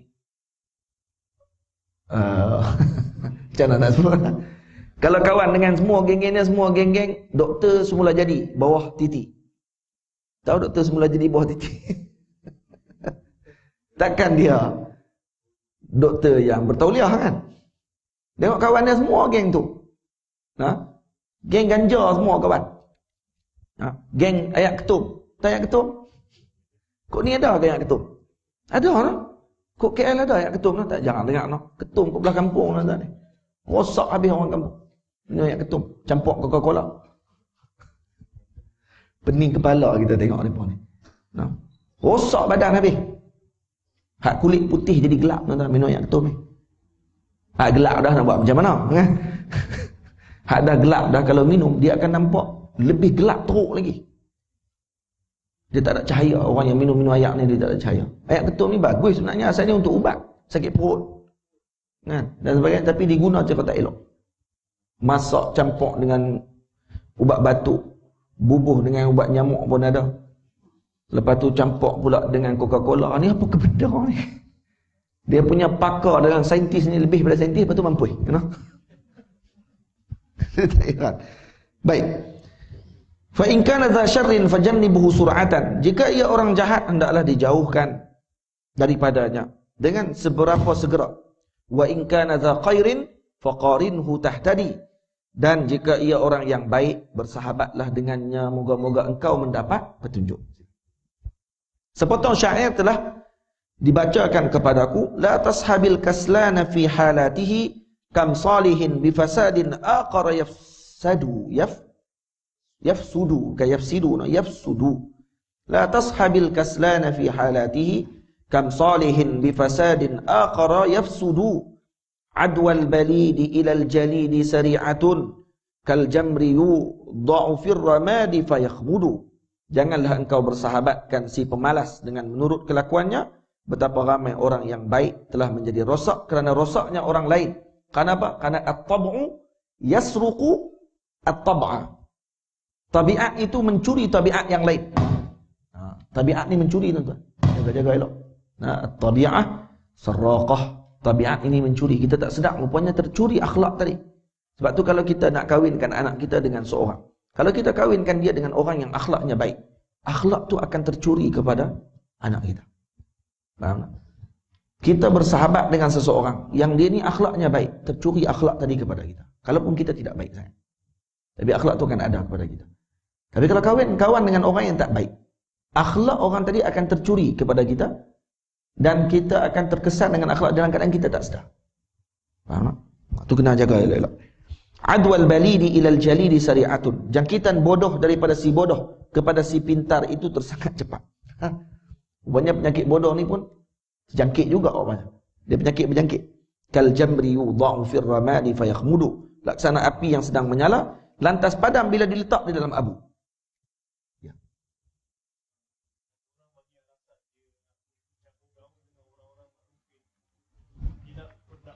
Ya. Itu tidak ada masalah. Saya tidak katakan untuk kita berteman. Sebab tu kita kata yang dilarang berteman dengan orang tersebut. Berdakwah kepada orang tadi tidak makna berteman. Berdakwah maknanya kita mendekati orang tadi untuk tujuan yang baik. Mau kita ajak dia. Tapi bukan berteman, bersahabat. Yang dimaksudkan sini bersahabat. Bersahabat maksudnya dijadikan dia rakan kita, tempat perbincangan kita, tempat pergaulan kita, tempat kita tidur sekali, tempat untuk kita berbincang masalah kehidupan kita. Itu bukan kepada orang-orang yang sepatutnya gitu. Tapi kalau orang-orang yang macam tu, sepatutnya kita jadikan dia hanya sebagai dakwah kita ataupun tempat untuk kita jadikan dia sebagai orang yang kita nak bawa dia kepada kebaikan. Bukan teman. Bukan teman. Entah tak? Itu mana dia. Yang dimasukkan sini tidak boleh dijadikan sebagai teman. Ini teman rapat kita. Boleh. Kullu mauludin yuladu ala fitratil islami illa anna abawahu yuhawwidanihi wa yunassiranihi wa yumajjisanihi al-haditha. Setiap anak itu dilahirkan berdasarkan fitrah Islam, semula jadinya Islam. Sebagian ulama kata tidak. Makna fitrah sini bukan maksud fitrah Islam. Fitrah sini maksudnya suci. Maknanya gitu. Fitrah sini maknanya suci. Panjang perbahasan dia. Kalau tuan-tuan nak baca dalam syarah, panjang lagi sebenarnya. Tapi bukan di tempat kita. Sebab ulama bincang masalah fitrah ni, apa makna fitrah? Adakah anak tadi lahir sebagai Islam? Kalau lahir sebagai Islam, tuan-tuan, maknanya anak yang lahir daripada keluarga yang bukan Islam, maknanya anak tu Islam. Bila dia anak tu Islam, nanti bila dia dah besar, maka dia pilih agama dia sendiri, maka dia kafir pada waktu tersebut. Sebelum dia kafir, maksudnya dia bukan kafir, tapi dia murtad sebenarnya daripada agama dia yang betul. Tak betul? Salah. Sebab ada pandangan ulama yang menyebut berbincangan tentang anak-anak kecil di kalangan yang bukan Islam. Di mana tempat dia di akhirat nanti? Sebahagian ulama mengatakan di neraka. Tapi pandangan itu tidak kuat. Kata di neraka. Sebab apa di neraka? Karena fitrah, bukan ulama kata bukan hadis ni maknanya fitrah tu Islam ke? Kalau dia mati kecil. Tak. Kata ulama tu bukan makna fitrah. Fitrah maknanya suci saja. Dia dimasukkan tapi bukanlah makna dia disiksa oleh Allah Ta'ala. Dia bukan masuk ke dalam neraka, bukan makna dia akan disiksa, dia akan rasa sakit seperti mana orang lain. Sebab ada orang dalam neraka yang dia tak rasa sakit apa. Dia tidur dalam neraka. Ada juga macam tu. Dia masuk dalam neraka dan ditidurkan dalam neraka dan dibakar oleh api. Tapi dia tidur. Dia tak sedar apa. Ada orang yang macam tu. Dalam hadis ada disebut tentang sebahagian ahli neraka yang terkena hukuman yang sedemikian. Jadi kanak-kanak mungkin lebih rendah daripada tu lagi. Lebih rendah daripada tu lagi. Dan Allahumma salli ala sayyidina Muhammad. Sebahagian ulama mengatakan dengan makna fitrah tadi adalah suci bersih. Maknanya gitu, suci bersih. Dan anak-anak yang bukan Islam yang masuk dalam syurga dan pandangan yang kuat masuk syurga bukan kerana dia Islam, tapi kerana dia suci. Kerana dia suci, tidak ada dosa apa. Itu dia masuk Islam. Faham tak? Sebab tu di sini dalam hadis ini juga disebut yuhawwidanihi au yunassiranihi au yumajjisanihi. Ini menjadikan dia mengikuti agama Yahudi. Maksudnya mak pak yang akan uruskan anak tadi, bukan menjadikan dia Yahudi, tapi mengyahudikan dia seperti apa yang dibawa oleh Yahudi. Menasranikan dia. Karena kita tengok ada mak ayah kadang-kadang, ya Allah, kesian kita tengok anak tadi. Anak kecil jadi mangsa kepada mak dan ayah dia. Karena mak ayahnya tidak belajar, mak ayahnya tidak dididik dengan agama yang elok, anaknya jadi mangsa. Betul tak tuan? Ha? Anak rambut pang, pak rambut pang. Anak rambut pang, pak seronok tengok anak rambut pang. Pak dia seronok tengok, Masya Allah. Nampak segak macam pak. Elok. Kita tengok kesian kat budak tu. Nah, ada pula yang seronok kalau anak dia boleh menari Gangnam Style tu. Dia rasa bahagia anak dia boleh menari tu. Ada pula yang bahagia kalau anak dia boleh masuk peraduan menyanyian cilik. Penyanyi cilik kan berjerit dalam TV, suara haram tak sedap pun. Kita tengok masuk TV, mak ayah seronok angkat spanduk lagi. Sokong anak saya. Tengok. Tok Wan pun angkat juga. Tok Wan sekali. Duk main masjid negeri. Tak. Tok Wan pun tolong angkat, sokong cucu saya. Cucu kecil-kecil lagi dah jadi mangsa dah. Siapa yang didik macam tu? Siapa yang bagi peluang dia untuk buat macam tu? Mak ayah. Kalau mak ayah tak bagi peluang macam tu, dia tak akan jadi macam tu. Faham tak? Sebab mak bapak dia jahil kan. So dia dapat agama tak lengkap semualah. Ya. Dari dia dewasa, dia dah ahli balik. Jadi anak buat satu dosa yang kejahilan orang tua tadi, siapa yang tanggung dosa? Baik, bab dosa ni wala taziru waziratun wizra ukhra. Kalau ketika mana dia dah baligh, tanggung dosa dia yang tanggung. Cuma disebabkan mak ayah dia tidak pernah menegur dosa yang dia buat, mak ayah akan tanggung dosa tidak menegur yang dilakukan oleh anak tersebut. Bukan dosa yang anak tu buat. Jadi kalau anak tu tengok tak pakai tudung, mak ayah bagus, mak ayah kuat belajar. Ada yang macam tu, ujian Allah Ta'ala bagi kan. Dan Nabi-Nabi pun ada ujian yang macam tu. Isteri Nabi Nuh kufur dengan Nabi Nuh. Kan ada macam tu. Jadi tak mustahil. Tak semestinya daripada keluarga yang baik akan lahir yang baik-baik. Pokok yang elok ni kadang-kadang keluar juga buah busuk. Nah, tapi buah busuk ni kadang boleh jadi baja elok juga untuk mak ayah dia tu. Baja syurga dia bukan jadi ni ujian daripada Allah Ta'ala. Jadi macam mana nak buat? Mak tegur dulu. Kerana ada mak tak tegur. Takut nak tegur anak tadi sebab anak ni duk bagi duit banyak dekat dia. Tak berani tegur dia. Tak apalah. Yang penting dapat sebulan 400. 500 dapat. Anak gaji banyak. Bagi banyak pun tak apa. Nah, jadi tak perlu tegur. Kalau tegur, potong gaji tahu. Bulan tu potong, tak dapat dah. Anak merajuk. Takut kita dengan dunia. Tak, kena tegur. Abang kata saya, mak, ini mak kamu. Ini ayah kamu. Pakailah tudung. Tutuplah aurat. Macam tu. Kalau anak kata tak apa mak, sampai masa nanti insya-Allah saya pakai. Hidayah tak dapat lagi kat saya. Oh dia tahu, no? Hidayah tak dapat lagi, tak sampai seru lagi, no? Cahaya tak sampai lagi kepada saya. Oh dia tahu pula duduk dalam gelap, no? Tapi dia suka dalam gelap. Maknanya nafsu. Maksudnya ni bukan orang yang tidak ada iman langsung, cuma orangnya masih mengikuti nafsu dia. Maka mak ayah dah tegur dah, cukup dah, selesai dah pada waktu tersebut. Tak berdosa dah. Tapi kalau yang masalah dia, dia tak akan masalah. Ayah tanggung dosa anak, tidak ada masalah tersebut. Isu tu tak ada. Tak ada orang kata ayah akan tanggung dosa selagi mana anak tidak pakai tudung. Bukan gitu. Ayah tanggung dosa kalau kata anak tadi tidak ditegurnya, maka dia menanggung dosa tidak tegur. Bukan dosa anak tu tak pakai tudung. Dosa tak tegur tu. Tapi kalau dia ajak anak dia, dia ajak, satu tak tegur, satu lagi ajak. Jangan pakai tudung. Dia pula abang kat anak dia. Jangan. Tudung ni pakai apa-apa. Ini semua menutup kebebasan seorang wanita. Jangan pakai tudung. Tak payah pakai tudung. Dia suruh anak tak pakai tudung. Setiap anak tak pakai tudung, berdosa tu akan sampai kepada dia. Kenapa? Karena dia yang ajak pada waktu tersebut. Tapi kalau ayah tu tak ajak, ayah tak suruh, tapi ayah larang pada waktu tersebut. Ataupun ayah tak larang dan dia tak suruh. Bila anak pakai, dia tak larang apa. Maka dosa tak larang tu kena kepada dia. Dosa tak larang tu kena kepada dia. Lihat. Baik. Menurut kata-kata hikmah berbahasa Parsi. Berbahasa Parsi pula kita hari ni. Ya rabadbat tarbu da azmaribat. Tu dia. Tuan faham? Macam mentera apa ni. Ya rabadbat tarbua ataupun dalam sebut ni tarbu da sini minta maaf. Dalam ni saya sebut ni, disebut oleh seorang syekh ni, disebut ya rabat terbuat azbaribat bihaqqi zati baqillahi samad. Ya rabat arat asui jahimi ya raniku kirana ya binaimi. Orang dulu ni hebat kan. Ini bahasa Parsi. Bahasa Parsi. Parsi lah ni bahasa Iran sekarang ni. Bahasa Syiah di Iran dan ni Iran yang pegang Syiah sekarang ni banyak bahasa depa ni. Ini bahasa depa. Kawan yang celaka itu lebih celaka daripada ular yang ganas dan lebih bahaya daripadanya. Demi Allah Zat yang Maha Kudus.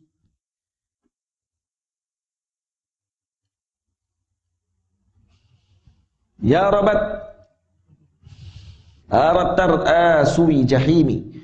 Kawan yang celaka itu membawa engkau ke arah neraka. Ya raniku kirana ya binaimi. Manakala kawan yang baik itu membawa engkau ke arah syurga. Faham? Sepotong syair ada menyebut in kunta tabghil ilma min ahlihi aw syahidan yukhbaru an ghaibi. Kiranya engkau ingin menuntut ilmu daripada ahlinya atau menyaksikan sesuatu yang tidak nampak. Fa'tabiril arda bi asma'iha wa'tabiris sahibi bis sahibi. Kenalilah tanah itu melalui nama-namanya. Apa nak? Kenalilah tanah itu dengan nama-namanya, wa'tabiris sahibi bis sahibi, dan kenalilah kawan itu melalui kawannya. Jangan kita kenal tanah dengan tanah. Tengok disebut sini. Jika tanah itu ditanam dengan cucuk tanam dinamakan tanah ladang. Tanah kita kalau kita cucuk pokok-pokok apa ni, pokok bendi, pokok tu orang panggil apa tu? Orang panggil kebun, betul tak? Kebun. Kalau tanam pokok durian, orang tak panggil kebun, orang panggil dusun. Kalau tanam tanah juga, tanam padi, orang tak panggil dusun, orang panggil bendang, sawah, betul tak? Tanah apa lagi tuan? Kalau orang buat rumah, orang tak panggil kebun, orang panggil construction, panggil kawasan pembinaan. Kalau tanam apa lagi tuan? Apa lagi yang tanam? Kalau tak tanam apa?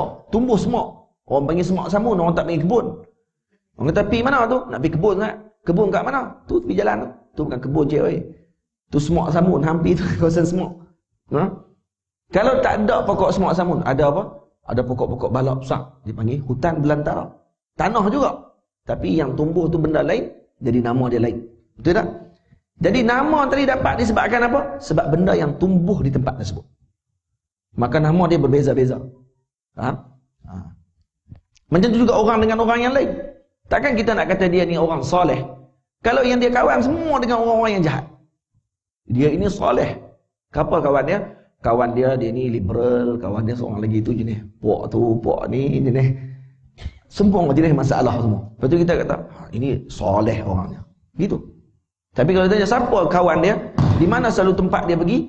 Dia selalu pergi ke majlis ilmu. Kawan-kawannya adalah para guru, kawan-kawannya adalah penuntut-penuntut ilmu, orang-orang yang kasih dengan para ulama, yang kasih dengan Nabi kita Muhammad SAW.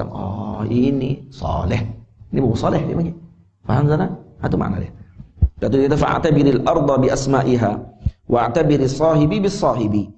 Seperti mana kita mengenali tanah itu melalui nama-namanya, demikian juga kita mengenali kawan dan kedudukannya melalui keadaan dan kedudukan orang yang berkawan dengannya. Jika alim, alimlah ia, dan jika jahil, jahillah ia. Pasal yang keempat, pemuliaan ilmu dan ahlinya. Hendaklah disedari bahawa seseorang penuntut ilmu itu tidak akan mencapai ilmu pengetahuan dan manfaat daripada ilmunya, melainkan bila ia memuliakan ilmu pengetahuan dan ahlinya, serta menghormati dan membesarkan gurunya. Ada pihak yang berkata, seseorang itu tidak akan sampai kepada matlamatnya, melainkan dengan penghormatan kepada gurunya, ilmunya dan yang berkait dengannya. Dan seorang itu tidak akan jatuh martabatnya, melainkan dengan meninggalkan penghormatan dan penyanjungan. Yang lain pula berkata, penghormatan itu lebih baik daripada ketaatan. Tidakkah engkau tahu bahawa manusia itu tidak akan menjadi kufur dengan sebab melakukan maksiat, yakni melanggar hukum syarak, akan tetapi ia menjadi kufur dengan sebab meninggalkan penghormatan. Ini tidak menghormati, tidak perintah Allah dan mempersendakannya. Itu tak entah? Orang jadi kufur disebabkan meninggalkan hormat. Dia meninggalkan hormat dengan sesuatu boleh jadi kufur. Faham? Contoh, seorang yang meninggalkan solat Tetapi bila orang tanya kepada dia, kata, saya bukan tidak solat kerana solat tidak wajib, tapi saya malas. Maka orang ini tidak kufur. Betul tak? Siapa kata dia kufur? Tidak kufur. Dia fasik sahaja. Kerana dia solat, tidak solat kerana malas. Tapi ada seorang lagi bila kita tanya, kenapa tidak solat? Nah, buat apa nak solat, dia kata. Tidak ada hormat pada dia. Dia tidak ada hormat dengan syariat agama Allah Ta'ala. Buat apa nak solat? Solat ini tak ada kepentingan apa pun, tak ada keperluan apa dengan kehidupan saya. Saya tak solat pun, ada orang tak solat pun kaya juga. Saya solat-solat pun miskin alhamdulillah juga. Maka dia meninggalkan agama tadi, meninggalkan syariat tadi kerana tidak ada hormat. Maka ini menyebabkan dia kufur pada waktu tersebut. Mana? Boleh. Memuliakan guru. Sebab tu penting bab berkenaan dengan adab ni. Sebab adab ni kadang-kadang tuan-tuan perasan tak?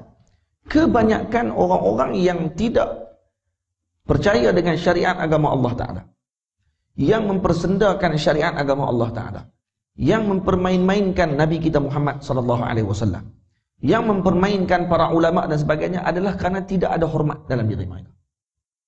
Tuan-tuan tengok etis yang tidak ada agama, tidak ada hormat dalam diri mereka kepada syariat. Yang liberal, tidak ada hormat dalam diri mereka dengan agama. Hakikatnya kesemua daripada manba' yang satu, daripada sumber yang satu, iaitu tiada kehormatan. Dia yang tidak ada adab dalam diri mereka. Sebab tu adab penting tu kan. Sebab apa kita perlu belajar sangat adab ni, bukan hanya dalam majlis ilmu saja. Bukan adab ni berkait dengan kita nak pegang kitab macam mana, kita nak belajar macam mana, bagaimana kita nak terima ilmu. Bukan itu saja sebenarnya. Masalah adab ni besar daripada tu lagi. Dia masalah berkait dengan nanti akan sampai kepada bab akidah kita. Di mana orang yang tidak beradab ni, dia akan gelincir terus pada waktu tersebut. Iblis gugur, jatuh dia daripada kedudukan yang tinggi kerana tidak ada adab. Kerana dia biadab dengan Nabi Adam AS yang disuruh oleh Allah untuk dia hormat dengan Nabi Adam. Tapi dia tidak hormat. Dia hilang adab pada waktu tersebut. Disebabkan hilangnya adab, maka Allah gugurkan dia terus pada waktu tersebut. Bukan kerana dia tidak taat. Kerana dia tidak ada adab dulu. Kalau nak kira taat dia, seakan-akan dalam otak dia nak kata, buat apa saya nak sembah makhluk, sedangkan sepatutnya saya sembah Allah. Macam tu kan? Buat apa saya nak tunduk kepada makhluk, sedangkan saya telah menunduk kepada yang lebih tinggi daripada makhluk tersebut. Yang lebih besar kedudukan daripada makhluk tadi, Allah. Kalau kata dia fikir macam tu, tuan-tuan. Tak, Allah tidak nilai macam tu.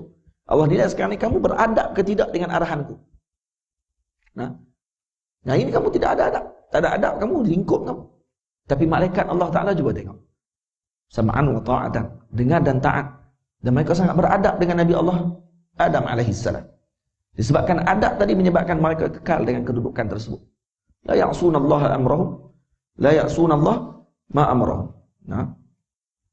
Mereka sekali-kali tidak mengingkari, tidak bermaksiat dengan apa yang diarahkan oleh Allah kepada mereka. Boleh faham tak? Memuliakan guru. Memuliakan guru adalah sebahagian daripada memuliakan ilmu. Sayyidina Ali bin Abi Talib, yang Allah muliakan mukanya, karramallahu wajhah. Tuan-tuan tahu sebab apa Sayyidina Ali digelar karramallahu wajhah? Sebagian ulama mengatakan kerana beliau tidak pernah sujud kepada berhala. Ada orang kata orang lain pun tak sujud juga, Ustaz. Orang lain pun tak sujud. Ada juga para sahabat lain tak sujud pada waktu tersebut. Itu katanya sebab permulaan Islam pada waktu tersebut kebiasaannya orang sujud kepada berhala, mungkin waktu kecil sekalipun. Sayyidina Ali sejak daripada kecil tak pernah sujud. Bukan sejak daripada kecil, kan? Dalam riwayat yang disebut oleh Syekh Wan Ahmad Fatani dalam Badrut Tamam, kitab beliau tentang Maulid Nabi SAW, diceritakan bahawa Sayyidina Ali ketika mana di dalam perut ibunya sekalipun tidak pernah sujud kepada berhala. Buktinya dia kata diceritakan dalam sirah, dalam manaqib Sayyidina Ali, diceritakan bahawa Sayyidina Ali ketika ibunya mengandungkan beliau, waktu ibu dia pergi ke berhala nak sujud kepada berhala, dia akan tolak perut mak dia sampai cekak. Dia duduk dalam perut mak, dia akan tendang perut mak dia sampai cekak, nak tunduk tak boleh. Maka mak dia tak pernah sujud sepanjang mengandungkan dia. Sujud kepada berhala tak pernah. Ini disebut dalam kitab Syekh Wan Ahmad Al-Fatani dalam kitabnya Badrut Tamam. Faham tak? Karena itu beliau digelar karramallahu wajhah. Allah muliakan wajahnya sejak daripada dalam janin lagi. Sejak daripada dalam rahim lagi. Dia tidak pernah sujud kepada berhala. Ya.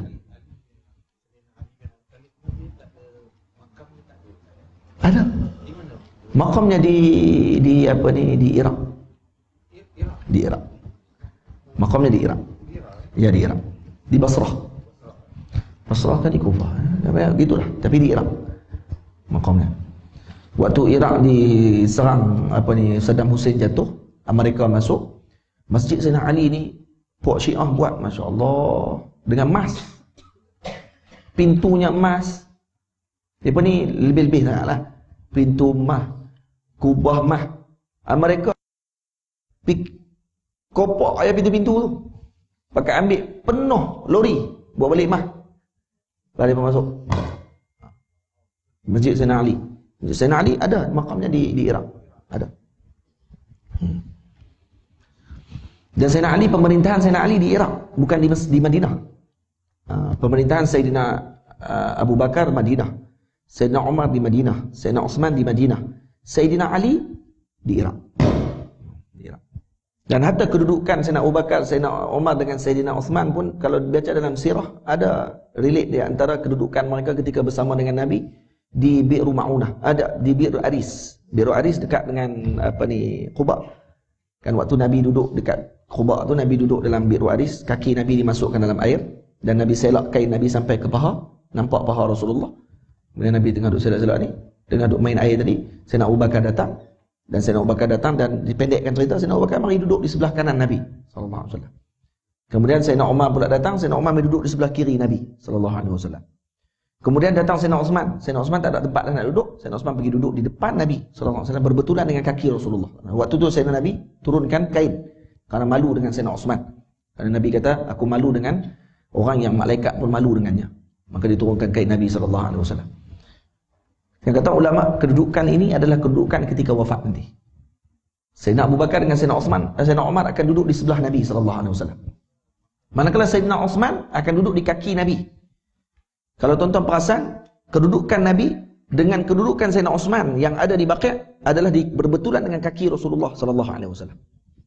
Di luar Baqi', berbetulan dengan kaki Nabi. Kata ulama, kata Syekh Abdullah Sirajuddin ketika membahaskan hadis ni, kata beliau, inilah kedudukan ketika wafat nanti. Dan Sayyidina Ali tidak ada pada waktu tersebut. Maknanya dia akan jauh daripada Nabi SAW. Maksudnya kedudukan makamnya jauh daripada Rasulullah SAW. Maksudnya di Basrah, di Iraq pada waktu tersebut. Sekarang di makamnya di Iraq. Makam Sayyidina Ali di Iraq. Baik. Sayyidina Ali bin Abi Talib yang Allah muliakan mukanya pernah berkata, aku adalah hamba abdi kepada orang yang mengajarkanku satu huruf, terpulang kepada kemahuannya, sama ada menjual, memerdekakan atau mempergunakan sebagai hamba untuk berkhidmat kepadanya. Dia yang mengajarkan satu huruf saja. Sayyidina Ali kata, aku hamba kepadanya. Dia nak jual aku pun boleh, dia nak merdekakan aku boleh pun, dia nak gunakan aku terus untuk menjadi hamba pun tidak ada masalah. Ini nak bagi tahu apa? Besarnya kedudukan guru. Itu maknanya. Telah dibicarakan kepadaku syair Sayyidina Ali bin Abi Talib yang Allah muliakan wajahnya, ra'aitu ahaqqal haqqi haqqal muallimi. Aku sedar bahawa hak guru adalah hak yang paling utama berbanding dengan hak-hak yang lain. Wa aujabahu hifdhan ala kulli muslimi. Dan aku sedar bahawa hak ilmu adalah hak yang paling wajib untuk dijaga oleh setiap orang Islam. Laqad haqqa an yuhda ilaihi karamatan. Sesungguhnya telah pasti dan wajib dihadiahkan kepadanya 1000 dirham kerana mengajarkan li ta'limi harfin wahidin alfa dirhami, bukan alfa dirhami. Nah, kerana mengajarkan satu huruf sebagai satu penghormatan. Maksudnya wajib, sepatutnya kalau dia ajar satu huruf kena bagi kat dia 1000 dirham. Tahu 1000 dirham berapa tuan? Satu dirham kalau sama dengan RM60, 1000 dirham sama dengan berapa ringgit? 60,000 Tengok. 60,000 ringgit patutnya satu huruf. Maksudnya kalau tok guru tu ajar A I U 3 dah 180,000 kena bagi kat dia. Ni kita mengaji satu Quran. Ngaji satu Quran dengan tok guru. Tok guru ajak kita Quran. Oh, habis Quran. Lepas tu perkira pula tu. Lepas tu tengok, tanya pula berapa ratus depa duk bagi kat ustaz selalunya. Dia bagi 1000 kok. Kalau buah Quran dah habis ni bagi 1000. 1000. Tempat tu 250 ya. Oh, perkira. Guru tu kalau dia tak minta tu pun dah besar rahmat dah. Nah, kita ni kena fikirlah. Kadang-kadang kemungkinan rezeki kita diberkati oleh Allah Ta'ala, kita tak tahu daripada mana keberkatan tu datang, daripada arah mana. Mungkin daripada arah kita keluarkan bagi kepada seseorang tersebut, yang orang tu diberkati oleh Allah Ta'ala, dan rezeki kita diberkati oleh Allah Ta'ala selepas itu. Berkat bukan makna dia akan bertambah jadi kaya tu, jadi jutawan. Berkat ni maknanya kalau digunakan pada kebaikan semuanya. Kalau tidak ada pun kita akan rasa tenang, tidak akan rasa gundah seperti mana tidak ada ketika mana tidak ada berkat. Tidak ada. Itu yang penting. Fa inna man 'allamaka harfan mimma tahtaju, kerana sesungguhnya orang yang mengajarkan engkau satu huruf yang engkau perlukan, ilaihi fid dini fahuwa abuka fid dini. Nah, sesungguhnya dia adalah ini bukan syair ni. Nah, fa inna man 'allamaka ni bukan syair ni. Syair dia dua ni ya. Faham tak? Dia punya terjemah lebih hari menjadi syair juga. Saya tengok balik. Saya rasa saya tepat. Saya yang betul. Sungguh saya kata. Ini bukan syair. Fa inna man 'allamaka harfan mimma tahtaju tadi ni. Ini perkataan baru. Ini bukan syair. Ini perkataan sambung terus. Nah, ini perkataan siapa ni? Perkataan Imam Zarnuji. Imam Zarnuji sebut, sesungguhnya orang yang mengajarkan kamu satu huruf yang kamu perlukan itu dalam agamamu, itu adalah bapakmu dalam agama. Nah, ini bukan syair. Syair dia dua atas tu ya. Kitab ni perlu banyak lagi ni, perlu bahagian balik, perlu betulan balik. Sepatutnya para penterjemah pergi rujuk dulu kepada orang lain. Lepas terjemah, pergi hantar dulu ke orang, suruh orang cek. Bukan semua kita terjemah tu. Kalau kita pakar atau mana pun, mungkin mestinya betul. Pergi hantar dulu dekat orang. Orang main tengok dulu. Oh, yang sepatutnya ini bukan dia ni, ini kena tak di bawah, ini kena tak gini, ini sepatutnya bahasa dia begini. Tapi dia tak cek, kita duk rasa kita yang paling betul sekali. Tuan-tuan, saya terjemah kitab, saya akan hantar kepada orang untuk cek kitab saya. Dan saya akan panggil 2-3 orang anak murid saya yang pandai bahasa Arab, yang mereka ni faham kitab-kitab Arab dan pakar berhati dalam ilmu nahwu saraf, duduk depan saya baca dan mereka dengar. Tak, mereka baca, saya dengar. Lepas tu mereka baca balik terjemahan saya dengar. Saya baca, mereka dengar pula. Lepas tu saya hantar pula kat sahabat saya yang pandai dalam terjemahan, hantar pula untuk dia cek balik tengok terjemahan saya betul ke tak betul. Barulah keluar yang elok. Ni kita terjemah terus hantar percetakan. Dia tak terus. Sebab tu kata orang ulama-ulama kita pernah sebut, kata terjemah awalul khiyanah. Awalul khiyanah at-terjemah. Awal-awal khianat dalam agama ni terjemah. Terjemah yang macam mana yang khianat ni? Terjemah yang menyebabkan lari makna. Terjemah yang menyebabkan nanti dia rosak. Orang tak tahu ni kitab mana ni. Ini asal dia syair ke tak syair ke apa semua ni. Saya minta maaf tuan-tuan, saya sangat berat sikit dalam bab ni. Dalam bab terjemahan ni agak berat sikit. Jadi ya tu yang tu jadi masalah. Masalah dia nanti kan kalau kitab-kitab ni sampai kepada kita, orang yang tak erti bahasa Arab dia baca dan dia ingat kata, oh ini semuanya terjemahan dia betul. Betul tuan-tuan, sekarang terjemahan kena tengok siapa yang terjemah. Yang tu yang masalahnya. Sekarang ada proofreading. Saya pernah tengok ada seorang ni dia proof, dia bahagian reading ni, tapi masalah dia bukan proof pada masalah nahwu saraf. Dia proof tengok bahasa ni betul ke tak betul. Itu je. Dia proof bahasa Melayu dia. Oh ini bahasa ni cantik. Dia tulis tepi. Bahasa ini cantik. Tulisan ini kemas, kelap, jelas tulisan ni. Buka terjemahan yang asal, lari terus makna. Tapi hak proofreading tu dia proof hak yang bahagian Melayu je. Penting juga proof tu. Jadi kena ada 2 proof sebenarnya. Yang pertama proof dari segi terjemahan, yang kedua proof dari segi bahasa Melayu kita. Betul ke tak betul sampai bahasa kepada kita. Minta maaf tuan-tuan, cerita kok tu pula dah. Sebab ni dalam bab adab. Ni pun adab juga ni, adab dengan kitab. Adab dengan kitab terjemahan. Berat. Sekurang-kurangnya saya beritahu macam ni kepada tuan-tuan semua, untuk tuan-tuan berhati-hati selepas ini. Hati-hati dengan kitab kita nak beli. Saya minta maaf, ada sebahagian maktabah dalam Malaysia ni yang saya tak mau nak sebut sebab ni live. Saya takut berasa hati pula. Sebahagian percetakan yang sangat berat dengan terjemahan mereka. Dan saya tidak nasihatkan tuan-tuan beli banyak buku daripada tempat tersebut. Saya sebut jugalah. Antaranya Jaha Besar tuan-tuan. Jaha Besar jangan beli pun tak apa. Jaha Besar. Cetakan Jaha Besar ni saya tengok sangat masalah. Dia tidak kira Jaha Besar. Jaha Besar kalau tuan-tuan pergi ke Wisma Yakin di Kuala Lumpur, Wisma Yakin kan, dekat Masjid India, Tuan-tuan pergi tengok dalam kedai-kedai, ada banyak cetakan jahat besar. Jahat besar ni antara yang jahat betul. Saya tak tahu daripada siapa dia punya editor dia, siapa dia punya pemilik dia. Saya tengok lebih banyak kepada gharat tijari. Tujuannya untuk berniaga ya. Kalau di Mesir, dia lebih kurang macam cetakan Darul Fiqh, Darul Kutub Ilmiah. Di Mesir Darul Kutub Ilmiah. Darul Kutub Ilmiah ni tuan-tuan, kalau dicek balik tengok, ya Allah, penuh dengan kesilapan. Kadang-kadang tu lari 2 muka surat hilang. Lebih berat lagi tuan-tuan kalau kita baca kitab Darul Kutub Ilmiah ni, kadang-kadang dia sebut yajuz, disebut la yajuz. Dia tambah la. Patutnya yajuz maksudnya harus. Dia pergi tambah la. Bila tambah la maksudnya tidak harus. Maksudnya haram lah. Lari hukum tu.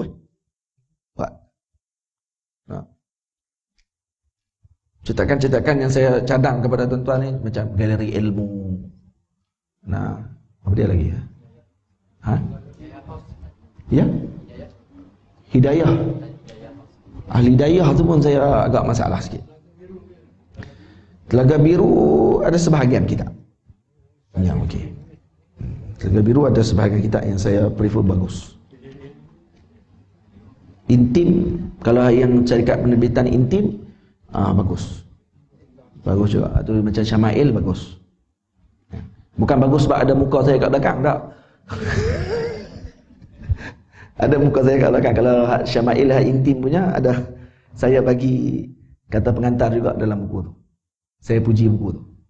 Bukan sebab kawan saya tulis, sebab saya pernah baca buku tu dan bagus. Dia punya, orang panggil apa, Syama'il tu bagus. Terjemahan dia bagus, uraian dia bagus. Baik. Satu lagi tuan-tuan, jangan beli Maktabah Al-Imam Syafi'i. Maktabah Al-Imam Syafi'i kalau di KL ni banyak Maktabah Imam Syafi'i ni ambil daripada Indonesia. Daripada cetakan Maktabah Al-Imam Syafi'i. Maktabah Imam Syafi'i ni daripada Indonesia. Dibawa terus. Maktabah Imam Syafi'i ni nama Maktabah Imam Syafi'i tapi Wahabi totok. Jahat betul depa ni. Tuan-tuan bayangkan dia orang terjemah kita Al-Um.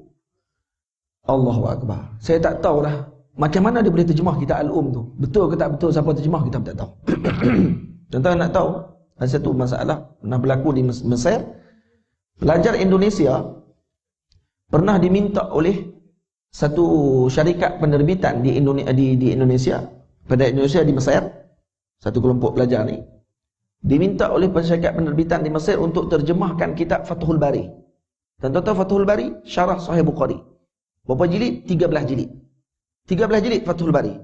Diminta oleh syarikat ini untuk pelajar-pelajar ni terjemahkan kitab tersebut. Dia orang minta tahu berapa lama untuk terjemah 13 jilid? Seminggu nak habiskan kitab tu.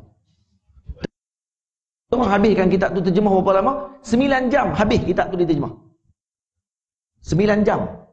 Diminta seminggu, mereka boleh terjemah 9 jam. Tuan-tuan, ada orang bangga bila cerita benda ni. Dia kata tengok budak-budak pelajar-pelajar kita di Indonesia ni betul-betul rajin. Nah, sampai terjemah 9 jam boleh habis. 9 jam habis tu kualiti ke tuan-tuan? Apa terjemahan apa ni? 9 jam. Ni bukan kualiti. Ni masalahnya dia masuk habis semua, campur aduk. Istilah tak istilah pun dia pakai ikut dan. Nah, ikut sempat dia aja terjemah. Dan itu yang dikeluarkan oleh maktabah ni. Maktabah Imam Syafi'i. Keluar kitab ni. Ini saya dengar sendiri dengan telinga saya daripada penerbit kitab yang ada di Malaysia, yang pergi ke Mesir. Bagi semangat dekat pelajar Mesir untuk terjemah kitab. Lagi dia buat keluar tu dan dia bangga pula. Saya kata, aku bangga kok mana ni? Hak penerbit tu pula duk pergi bangga cerita, kata tengok pelajar Indonesia kita rajin. 9 jam ya terjemah Fathul Bari. Saya dalam hati, patut tak bangga benda macam tu? Patut kita kena rasa pelik pula dalam otak kita. 9 jam terjemah apa? Berat tuan-tuan. Ini masalah terjemahan ni, masalah orang panggil apa? Masalah jenayah yang besar sebenarnya yang berlaku. Dan kerana yang terjemah pula kita tak tahu siapa dia yang terjemah tersebut.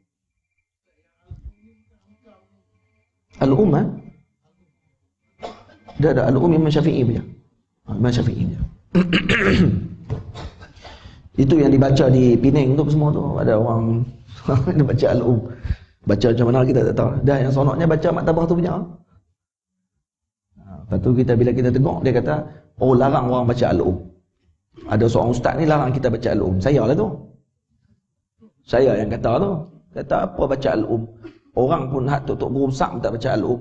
Orang baca Minhaj, orang baca kitab Fathul Qarib, orang tak baca Al-Um. Dia kata tengok marah orang baca Al-Um. Alasan ustaz tu kata sebab Al-Um ni bahasa dia tinggi.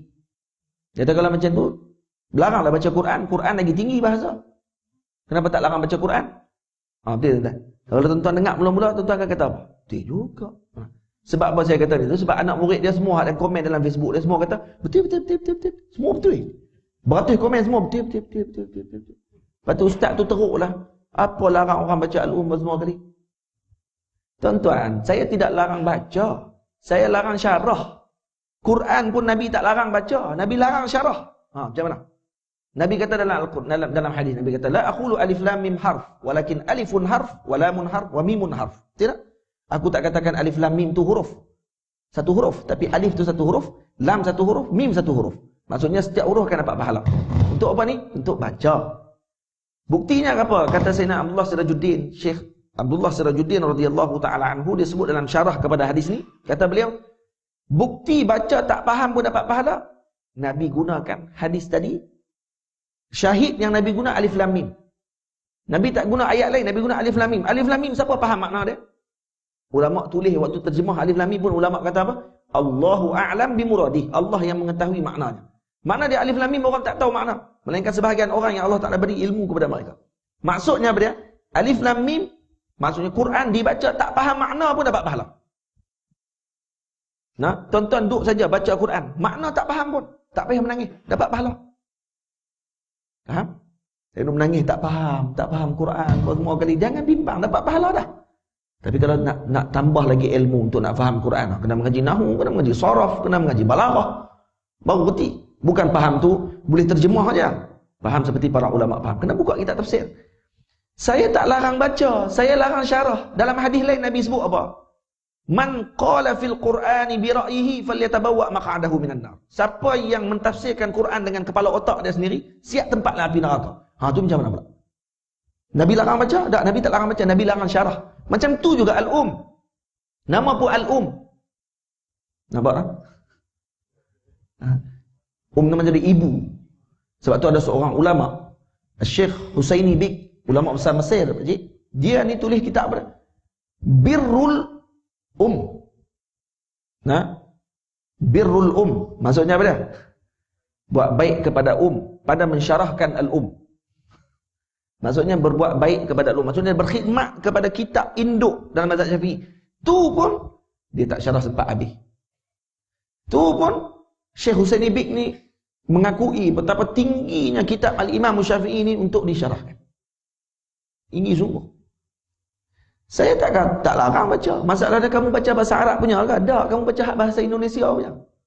Hak terjemahan, hak maktabah Imam Syafi'i, hak memang tak betul itu.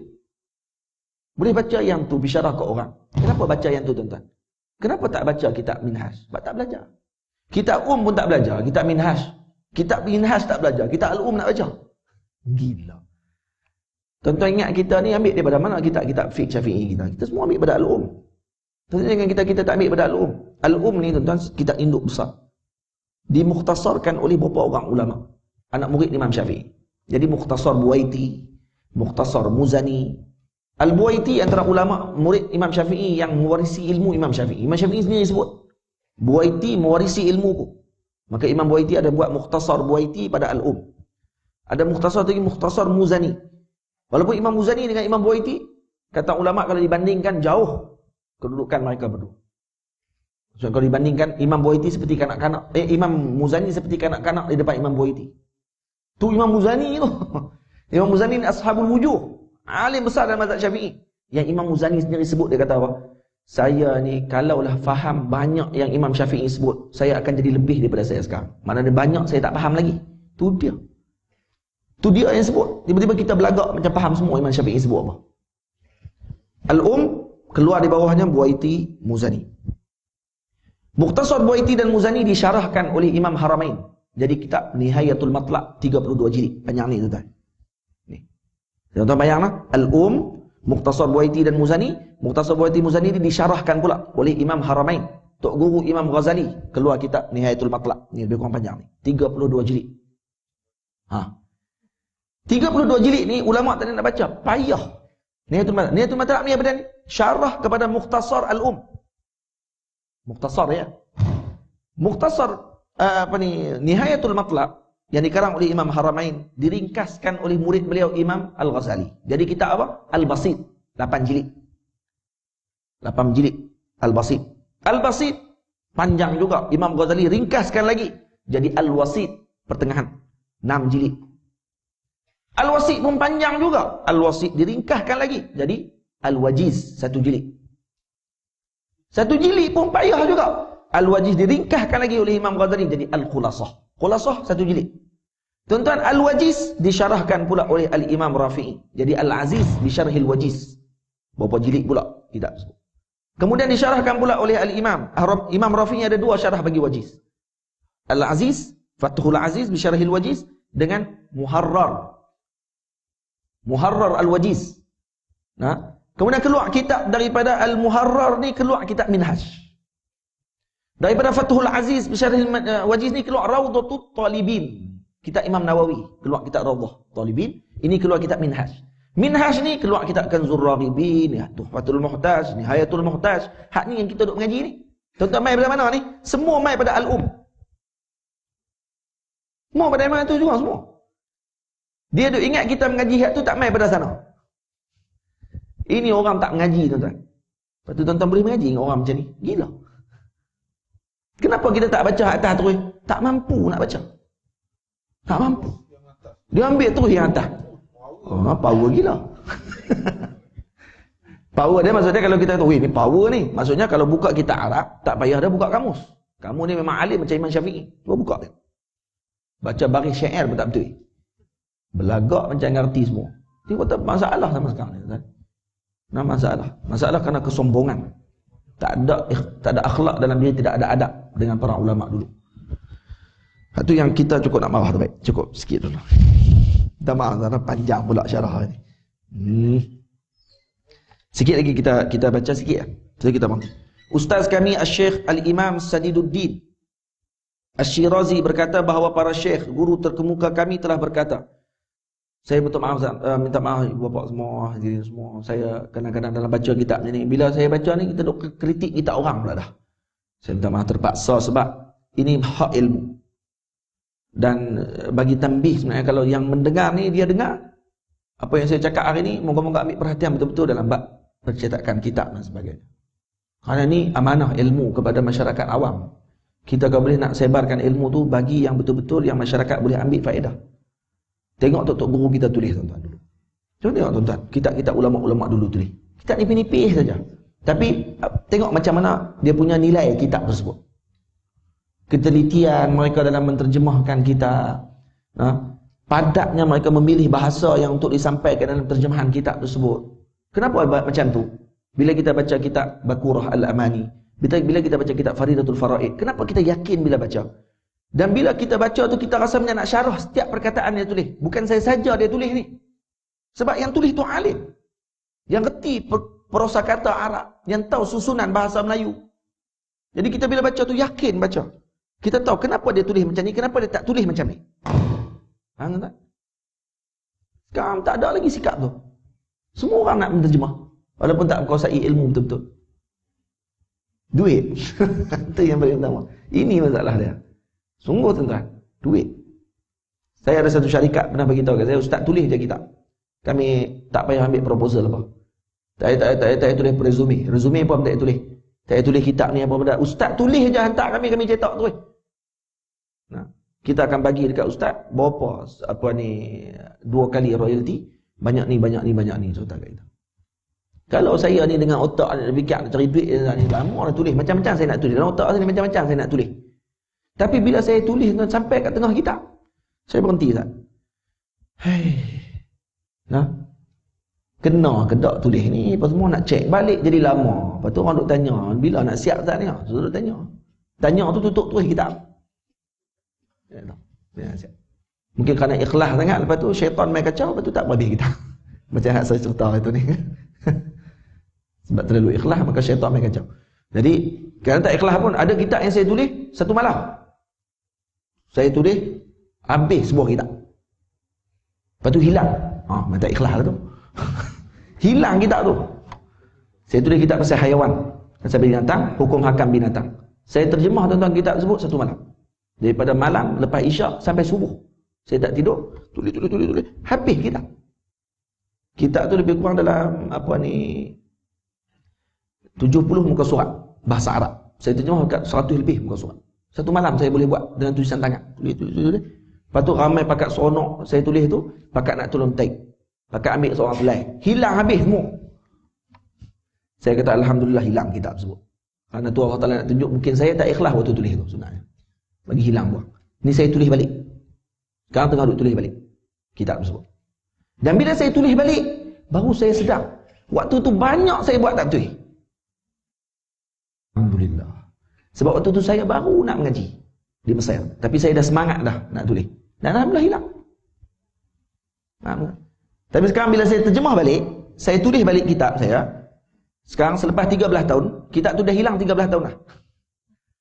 Selepas 13 tahun saya tulis balik kitab tersebut, baru saya tahu dulu ni hak saya tulis. Kalaulah keluar waktu tu, saya tak tahu saya jadi apa lah ni.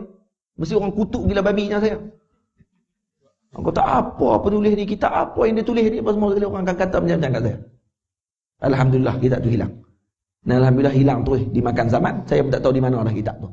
Sekarang saya tulis balik kitab tersebut. Dan doa lah. Kut tentu depan kita boleh diskusi kitab tu pula. Kitab bab hukum hakam berkenaan dengan haiwan. Haiwan laut, haiwan darat, ikut 4 mazhab. Ikut 4 mazhab. Datang ni boleh makan dalam mazhab ni semua sekali. InsyaAllah. Kalau ada rezeki umur panjang insyaAllah. Bukan umur tuan-tuan panjang, umur saya. Saya tak tahu umur saya panjang ke tak. Umur tuan-tuan panjang insyaAllah. Baik, sikit lagi. Al-Imam Syirazi berkata, para guru terkemuka kami telah berkata, siapa yang ingin anaknya menjadi seorang yang alim, ia hendaklah melayani orang-orang yang apa orang yang aneh ni? La ilaha illallah. Orang-orang yang musafir, bukan aneh tuan-tuan. Dia dalam kitab ni sebut gharib. Ghuraba minal fuqaha. Ghuraba maknanya aneh. Aneh ni kira orang pelik.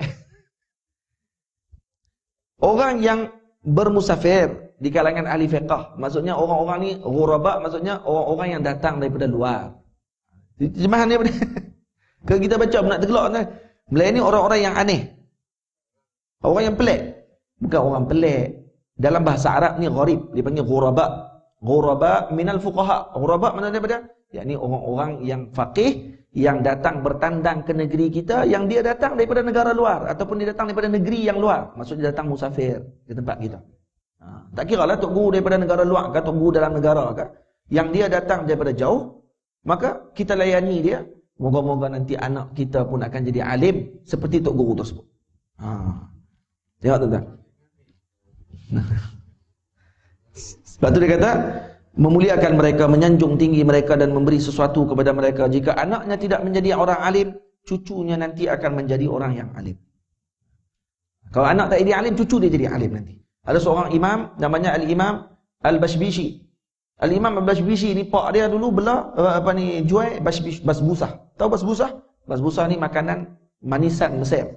Manisan Arab dululah, bukan Mesir saja. Orang-orang Arab memang dia makan manisan. Dia ada kedai-kedai manisan. Dia panggil basbusah. Kalau orang orang kita, orang India dia panggil apa? Ladu, apa semua tu kan? Jenis-jenis tu. Tapi dia ni lembut. Basbusah ni lembut. Dia lembut, jadi kita potong bentuk macam kek tu. Jadi setiap kali tok guru datang ke negeri dia, dia akan bagi hadiah basbusah. Waktu dia bagi, dia suruh tok guru tu doakan. Tuan guru doakan anak saya moga jadi alim. Tiap tok guru datang dia buat macam tu. Dia bagi sikit hadiah, dia suruh doakan kepada anak dia. Dan bila orang tanya kepada Imam Bashbishi, ditanya kepada dia, wahai Imam, apa rahsia kamu jadi alim? Kata dia, kerana bapa aku dulu setiap kali alim datang ke tempatku, maka dia bagi hadiah basbusah dan dia minta untuk doakan kami, dan berkat doa para guru tersebut aku menjadi alim seperti yang kamu lihat sekarang. Ini berkat doa para guru yang sebelumnya. Sebab tu jangan ambil ringan benda-benda yang begini. Wallahu a'lam bissawab. Sikit dulu, banyak lagi ni noh.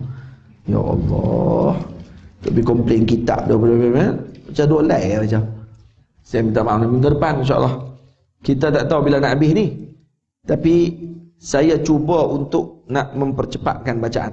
Selepas ni insya-Allah kita akan mempercepat. Kita dah baca dah setengah dah sebenarnya ni, banyak kan ni.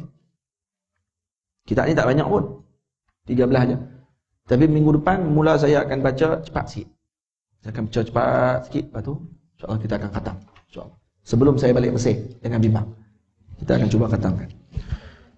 Wallahu a'lam bissawab. Saya mohon maaf, mohon ampun daripada ibu bapa semua. Moga-moga Allah Taala beri kebaikan kepada kita dalam memahami ilmu, beradab dengan ilmu dan ahlinya. Dan saya pesan sungguh-sungguh, nah, jangan tuan-tuan marahlah kalau saya marah. Saya ni main pada jauh, orang main pada jauh ni 3 orang yang kalau dia marah tuan-tuan jangan ambil hati. Yang pertama, orang tengah puasa. Tengah duk puasa dia marah. Biasalah, dia duk makan selalu, tiba-tiba hari tu puasa. Lepas tu kalau kita tengok orang puasa, dia akan lain sikit akhlak dia. Yang kedua, orang yang sedang musafir. Saya musafir ni. Letih musafir pas walaupun naik kapal terbang. Tuan-tuan ingat, seronok kan naik kapal terbang. Letih tuan-tuan ni. Walaupun 45 minit je sampai ke sini, tapi letih. Tiba-tiba ada yang bunyi telefon, ada yang nak menyembang dalam majlis. Saya main jauh-jauh. Lepas tu main menyembang, main apa semua sekali. Macam mana saya tak marah? Kalau tuan-tuan kat depan pun tuan-tuan akan marah pada waktu tersebut. Nah. Yang ketiga, orang yang sakit. Ketika sakit, dia marah, jangan ambil hati. Kerana dia sakit. Atau orang sakit kadang-kadang dia marah kita. Nah, mak kita, ayah kita tengah sakit, lepas tu dia marah kita waktu ketika dia sedang sakit. Jadi biasa. Jadi saya mohon ampun, mohon maaf kalau saya ada terkasar bahasa, terkasar dengan ibu bapa semua, abang-abang, kakak semua. Tapi saya ambil perhatian betul-betul untuk kita jaga adab kita, jaga akhlak kita dalam majlis. Moga-moga tu jadi berkat kepada kita untuk majlis-majlis yang akan datang insya-Allah. Bismillahirrahmanirrahim. Alhamdulillahirabbil alamin wassalatu wassalamu ala asyrafil mursalin wa ala alihi wa sahbihi ajma'in. Rabbana atina fid dunya hasanah wa fil akhirati hasanah wa qina adzabannar. Wa sallallahu ala sayyidina Muhammadin wa ala alihi wa sahbihi wa baraka wa sallam. Walhamdulillahirabbil alamin. Insya-Allah saya kuliah Zuhur pula, selepas Zuhur. Kuliah Zuhur pada juga lebih kurang 20 minit saya akan balik ke Kedah insya-Allah. Assalamualaikum warahmatullahi wabarakatuh.